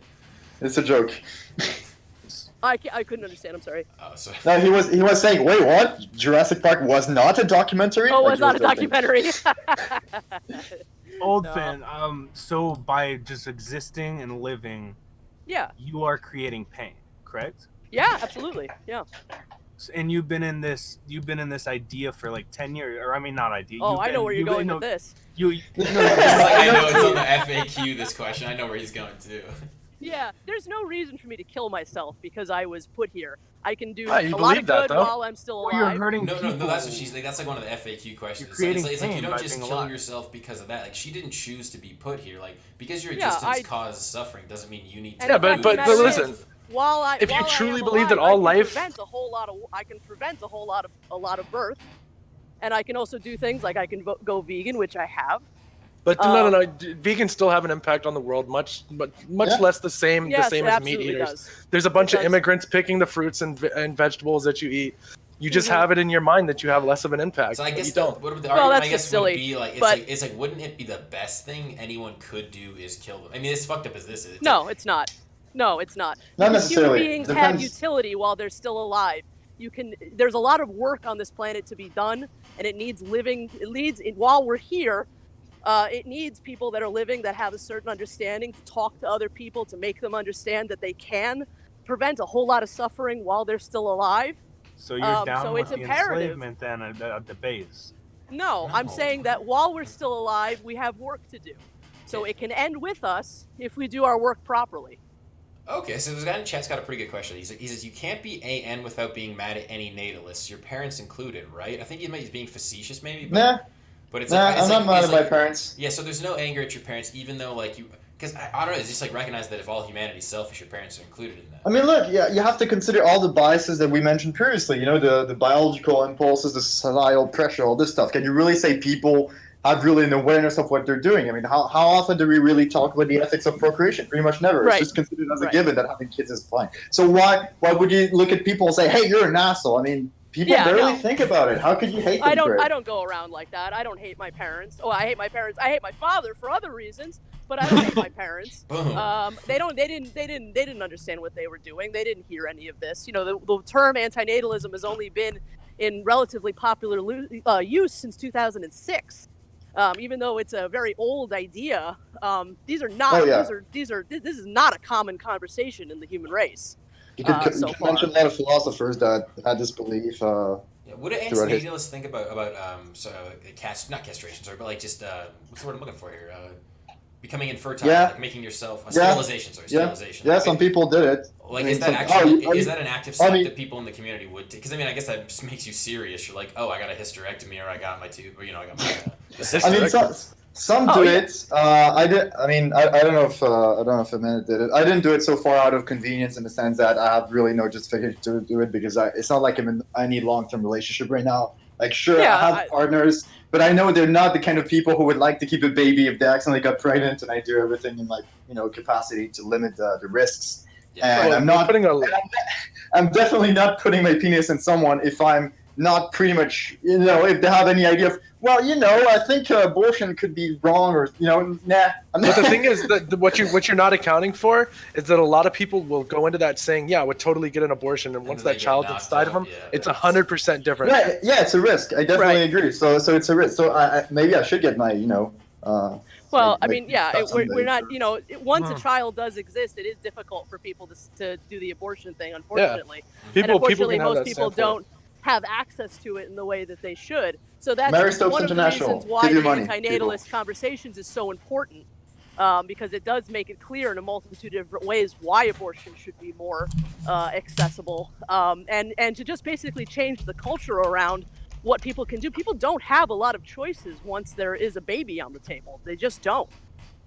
They don't know how to think about it. They don't know how to feel about it. They don't, the majority of people think they're going to go to hell if they do something about it. Right. So we're still very much in the dark ages as far as, just even psychologically how people are dealing with pregnancy, period. So again, that's one of the reasons why this conversation is so important that was actually to have with. Sorry, is there are there religious people in the AN community? Like, is anybody anti-natalist because of almost like if you believe that it's suffering, it's like there's almost like a Christian morale. Like if you're Christian, you believe it's suffering. There's a long history of Christian anti-natalism. It's not very common as far as modern anti-natalism, I would say, in the last 20 years or so. Like they're not on Discord and stuff, is what you're saying. No.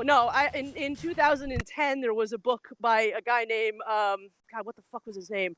Martin Smith or something like that. Yeah, it was called No Baby, No Cry. And to be honest with you, it may have been kind of a troll job of some kind. It was very funny.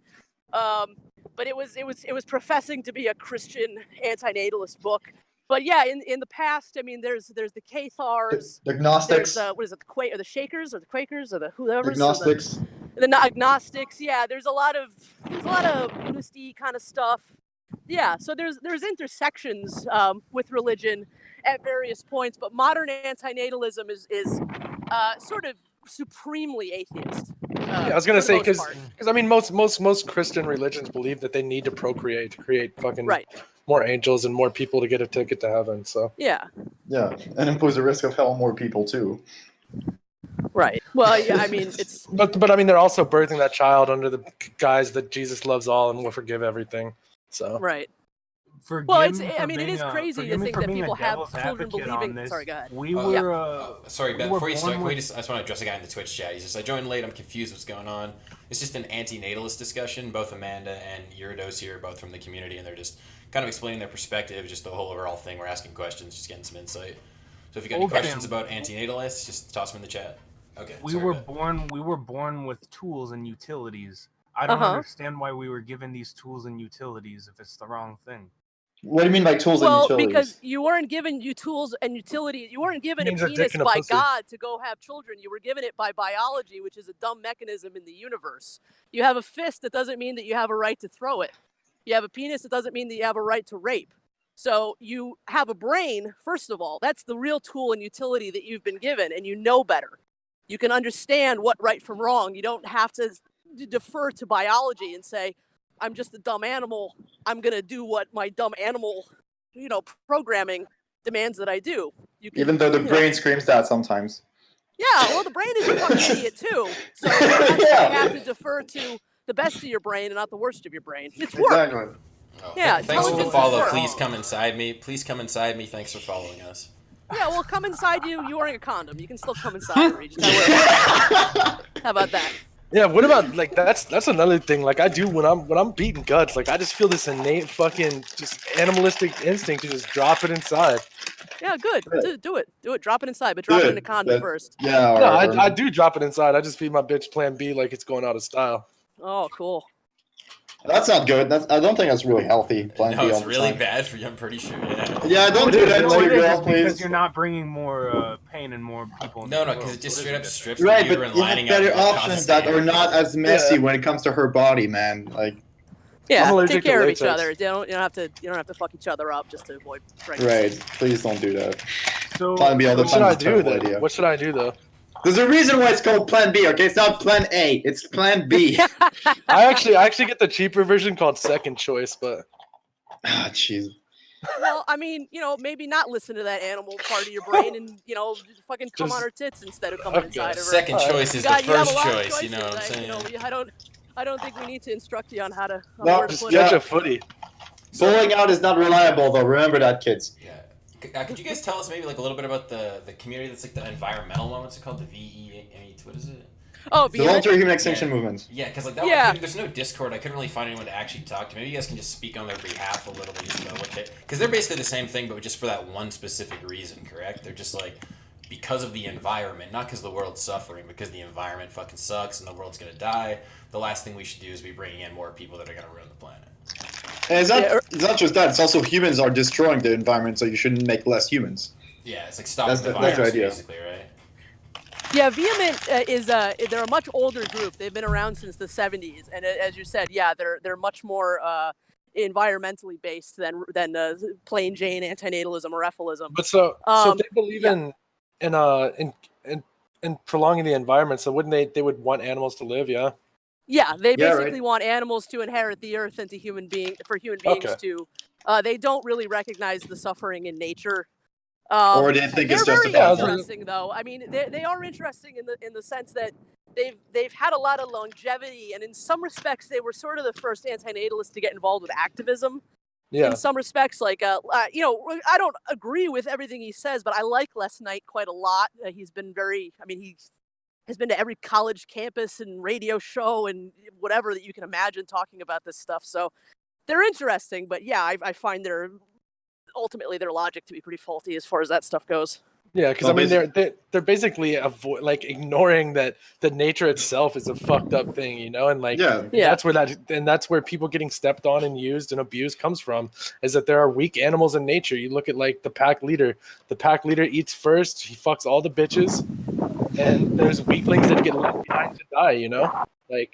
And so they just avoid that and just blame it on human beings. I mean, just talking about that, but we could also talk about the statistics of, baby animals. How many of them actually make it to, 1 year old to an adult age? Yeah, right. Exactly. Birds, most of them die. Lion cubs have most of them that died. Sea turtles, it's a fucking meat grinder. And we would be the same way if medical science wasn't keeping us alive. I mean, that's what I started washing hands, man. Until we started washing hands, we had animal birth rates. That's the craziest thing. Until doctors started washing their hands while doing births, we used to have animal birth rates. A guy in the chat's got a good question. He's like, why isn't everybody talking about the lack of meaning of this existence being enough to support AN?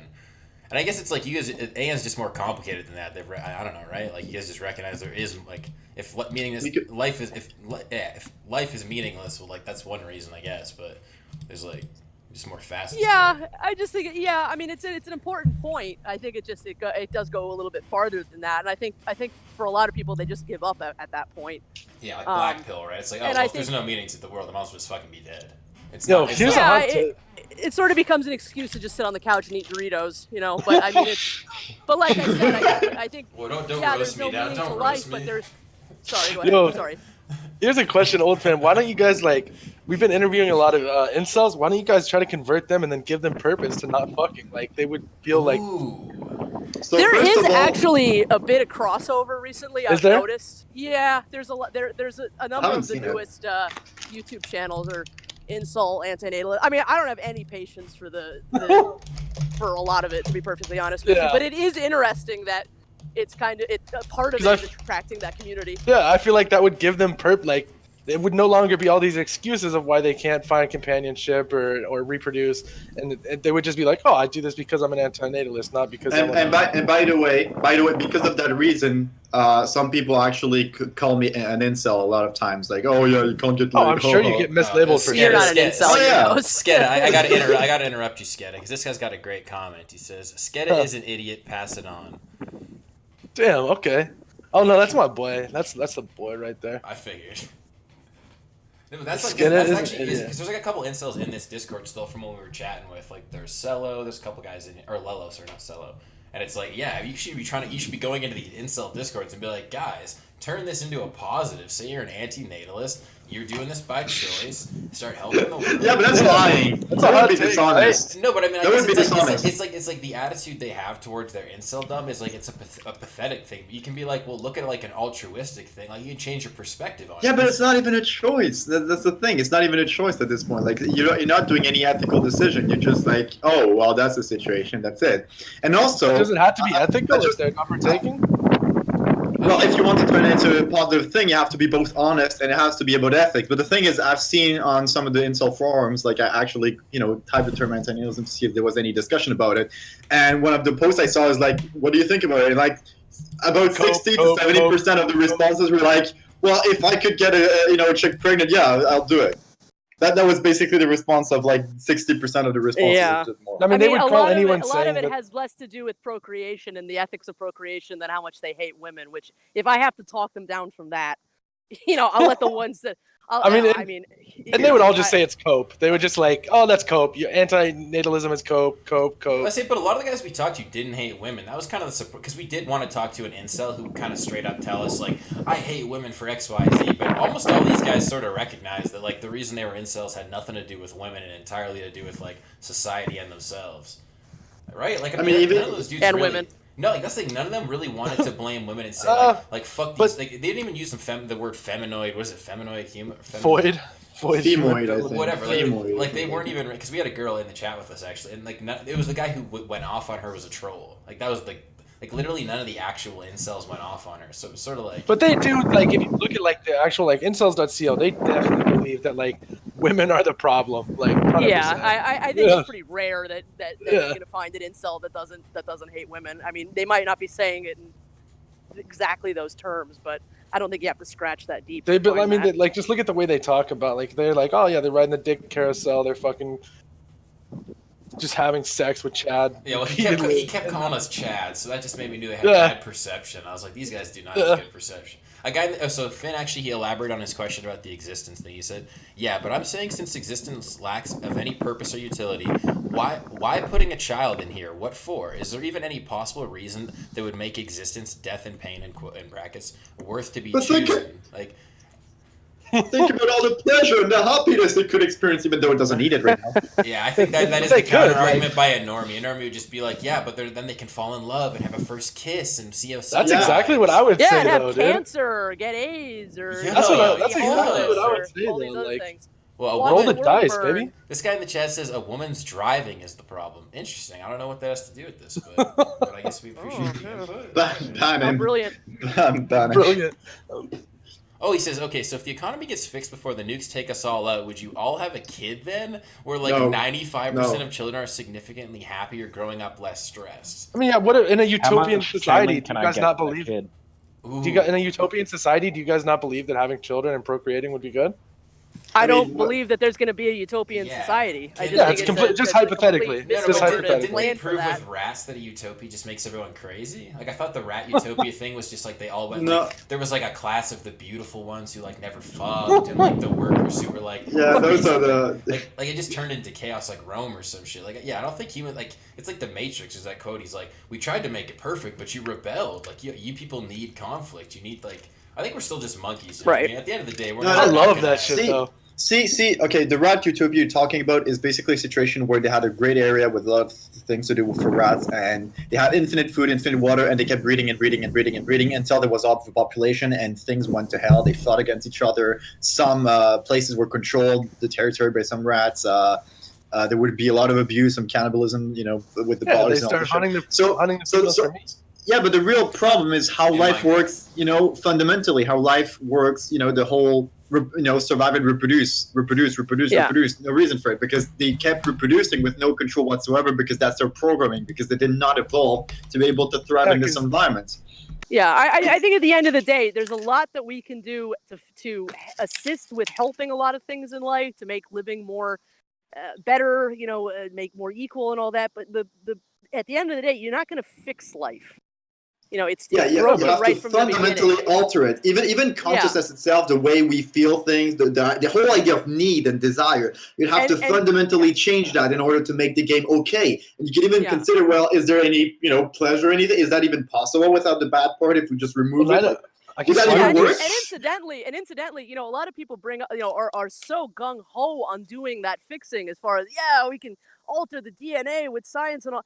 And I don't think people realize how unethical that would be. I mean, how much pain, how many generations you're going to sacrifice to that kind of, re-engineering of the human.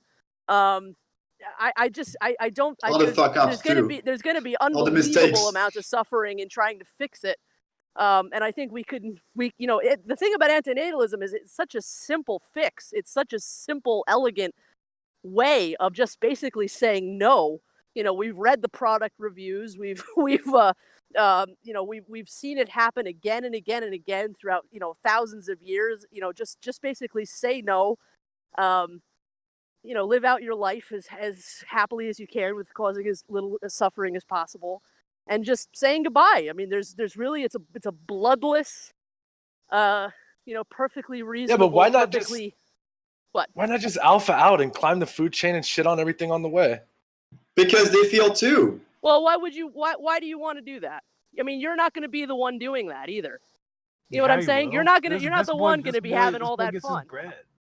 Why is it? Yeah, if you can do it, do it. You know what I'm saying? That's what I mean. Like, I guess why are you rebelling so hard against the way things are, the way the world is? That's my question. Like, because it sucks. Because it causes tons of pointless suffering. It's gonna eat you alive. You're not gonna escape this thing. You're gonna die. You're gonna die.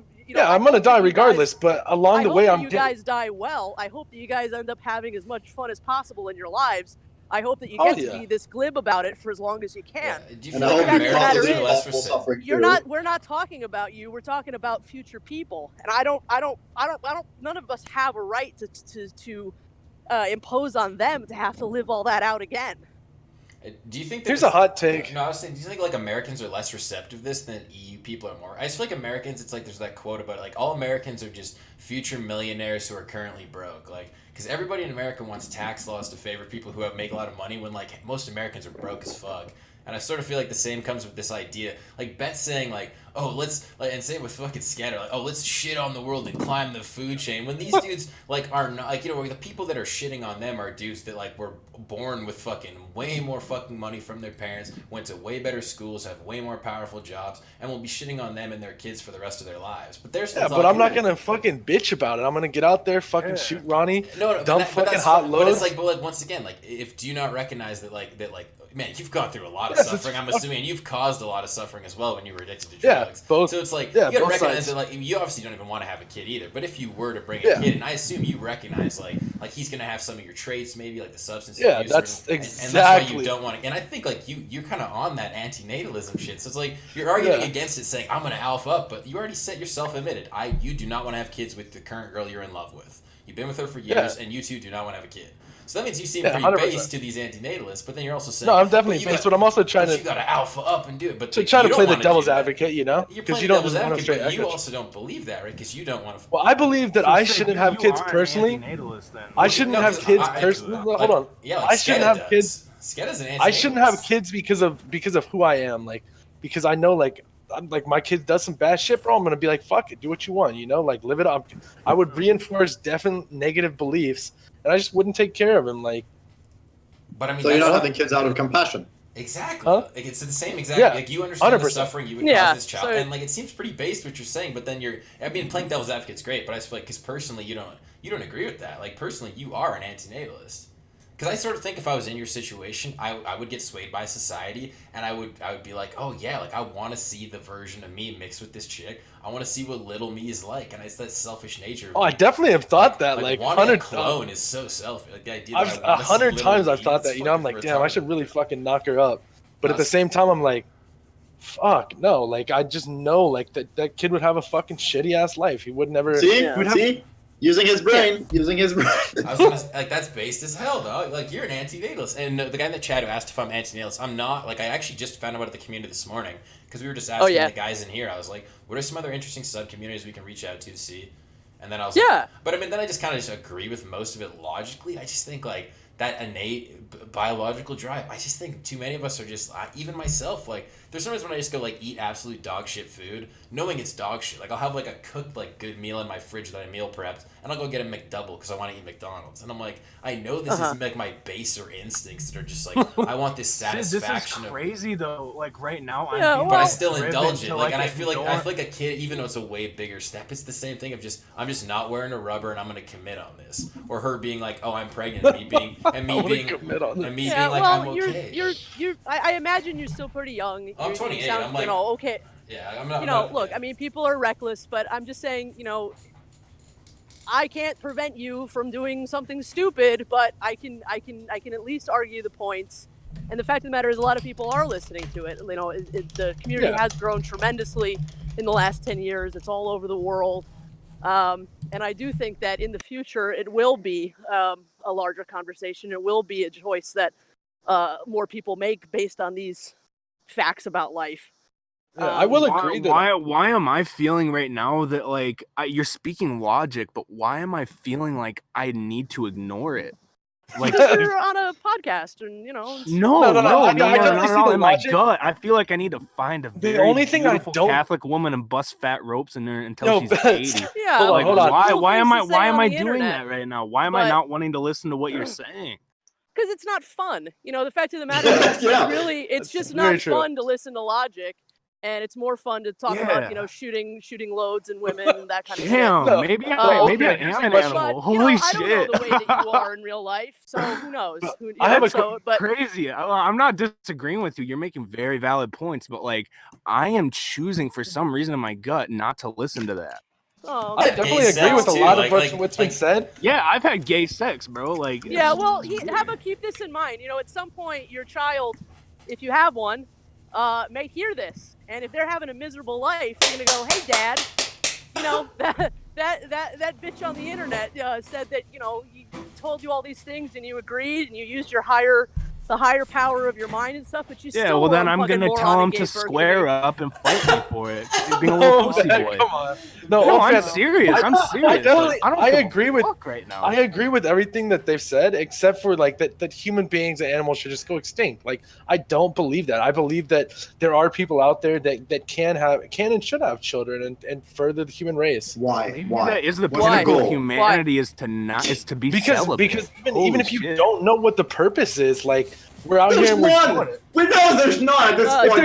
If you really believe there was no purpose, you jump off a roof. It's just evolution. Come on. But if you really believe that, you would solve your problem. Pull the right trigger, dude. Yeah, you sound so sure right now. Just that's what I mean. Like if you were so sure of this shit, you would have already been the first step to the solution, because you wouldn't have to think about it anymore. The thing is, silly. I am right. No, we already explained why that's bullshit, so don't make that shit. And that's the I will be leaving the world behind. I will be leaving the world behind with people that are just like me, feeling exactly the same things, that are going to have to grow up and have the same conclusions. So you were born with a purpose then? No, I wasn't born with a purpose. Then why do you say you have? Why do you say you have work done? Because she found a purpose doing this. Well, I found it when people aren't born with a purpose that is Okay, listen. DNA does give us a purpose in the sense that, yes, it is telling us to have children. We can ignore that because we're much smarter than the DNA. Throughout life, we find what's called terrestrial meaning. So I'm an artist. I make art. That gives my life meaning. And I'm an anti-natalist. I'm an activist. So that also gives my life meaning. That you can have meaning in life. You can find all kinds of meaning in life and still be an anti-natalist. But I feel driven from my gut to ignore this logic. Oh, okay.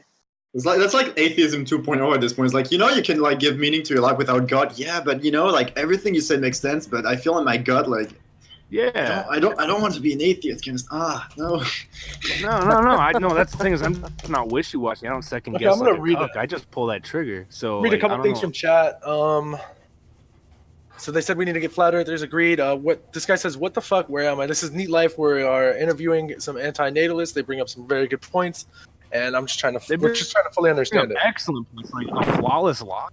Yeah, but like I'm ignoring it because my gut. And this guy's talking to Bet too. He's like Bet. Well, it's social people pressure in the that future makes aren't going to have the option of ignoring it. I think is the point. Oh, I don't have social pressure. I was born with a penis and nuts to ejaculate into a female. Because now you're just being flagrant, bro. Like, absolutely not, Sid. I'm telling you, I'm being very real with you right now. But it's just at some point you just got to recognize that. I mean, at the same time, Bet in fact is okay. Bet, no, it's all good, bro. No, tell him, Sid. No, tell him, please. No, there's nothing. I am what? Sid. I'm being real as fuck right now, dude. Like, I'm not trying to stir this up.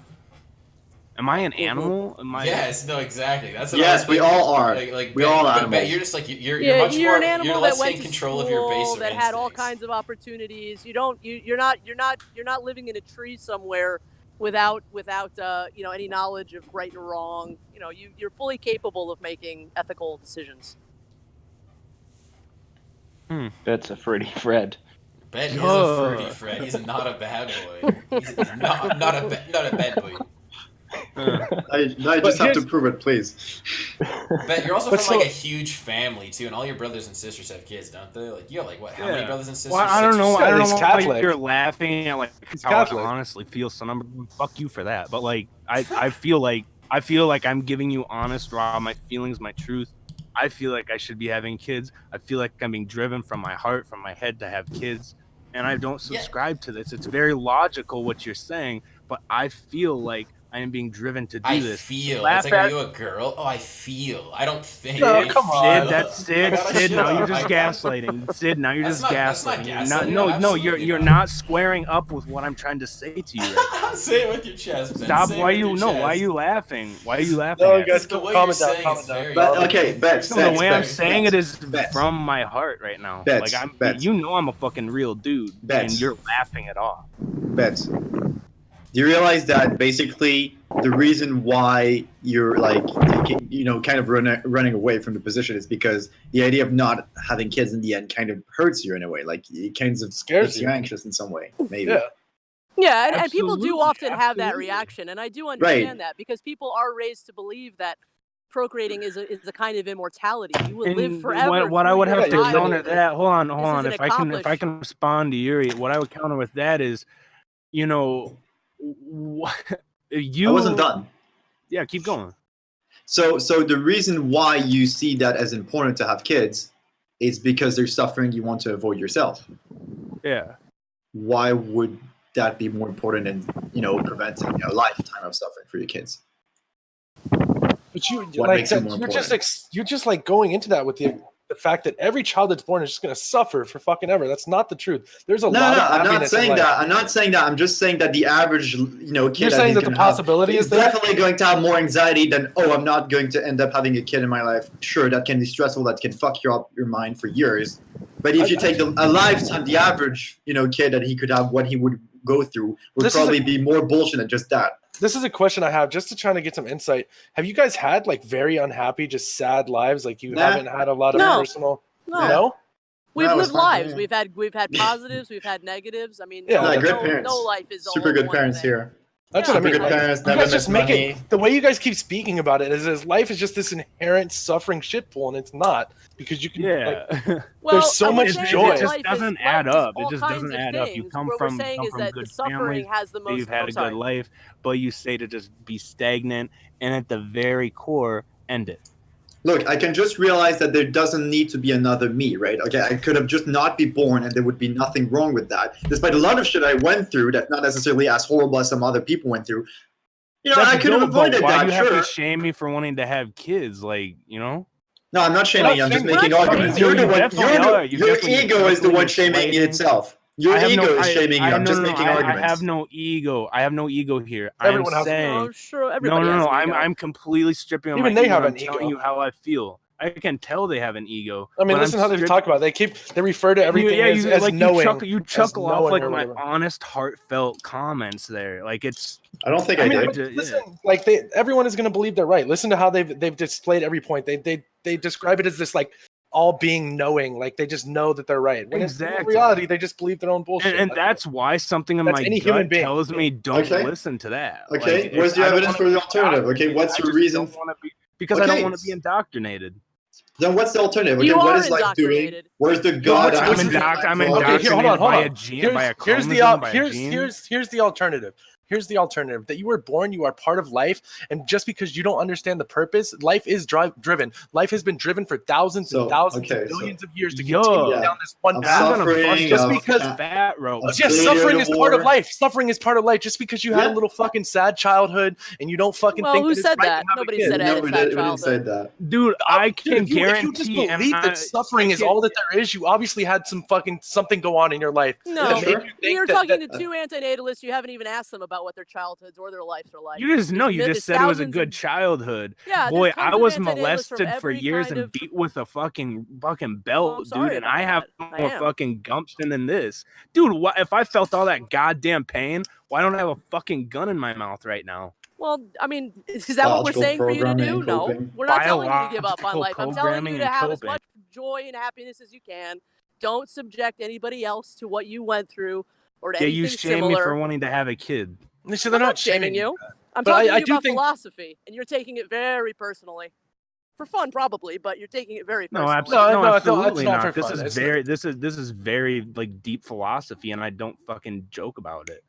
But no, that's the thing. Like, you guys say, what is the alternative? The alternative is just fucking be a part of it, to just live life and continue, because life has been driving itself forever. And you guys, that's just the way that you're by. Yes, you are a fucking very lukewarm, very lukewarm. Like, and when you get hit with that, what is your reply to that? Like, just because people suffer and shit suffers, like we shouldn't exist. Everything fucking suffering. It's duality. You guys say that you like anti-natalism is some inherent fucking Buddhist belief, like it stems from. No, it's not. It's not perfect.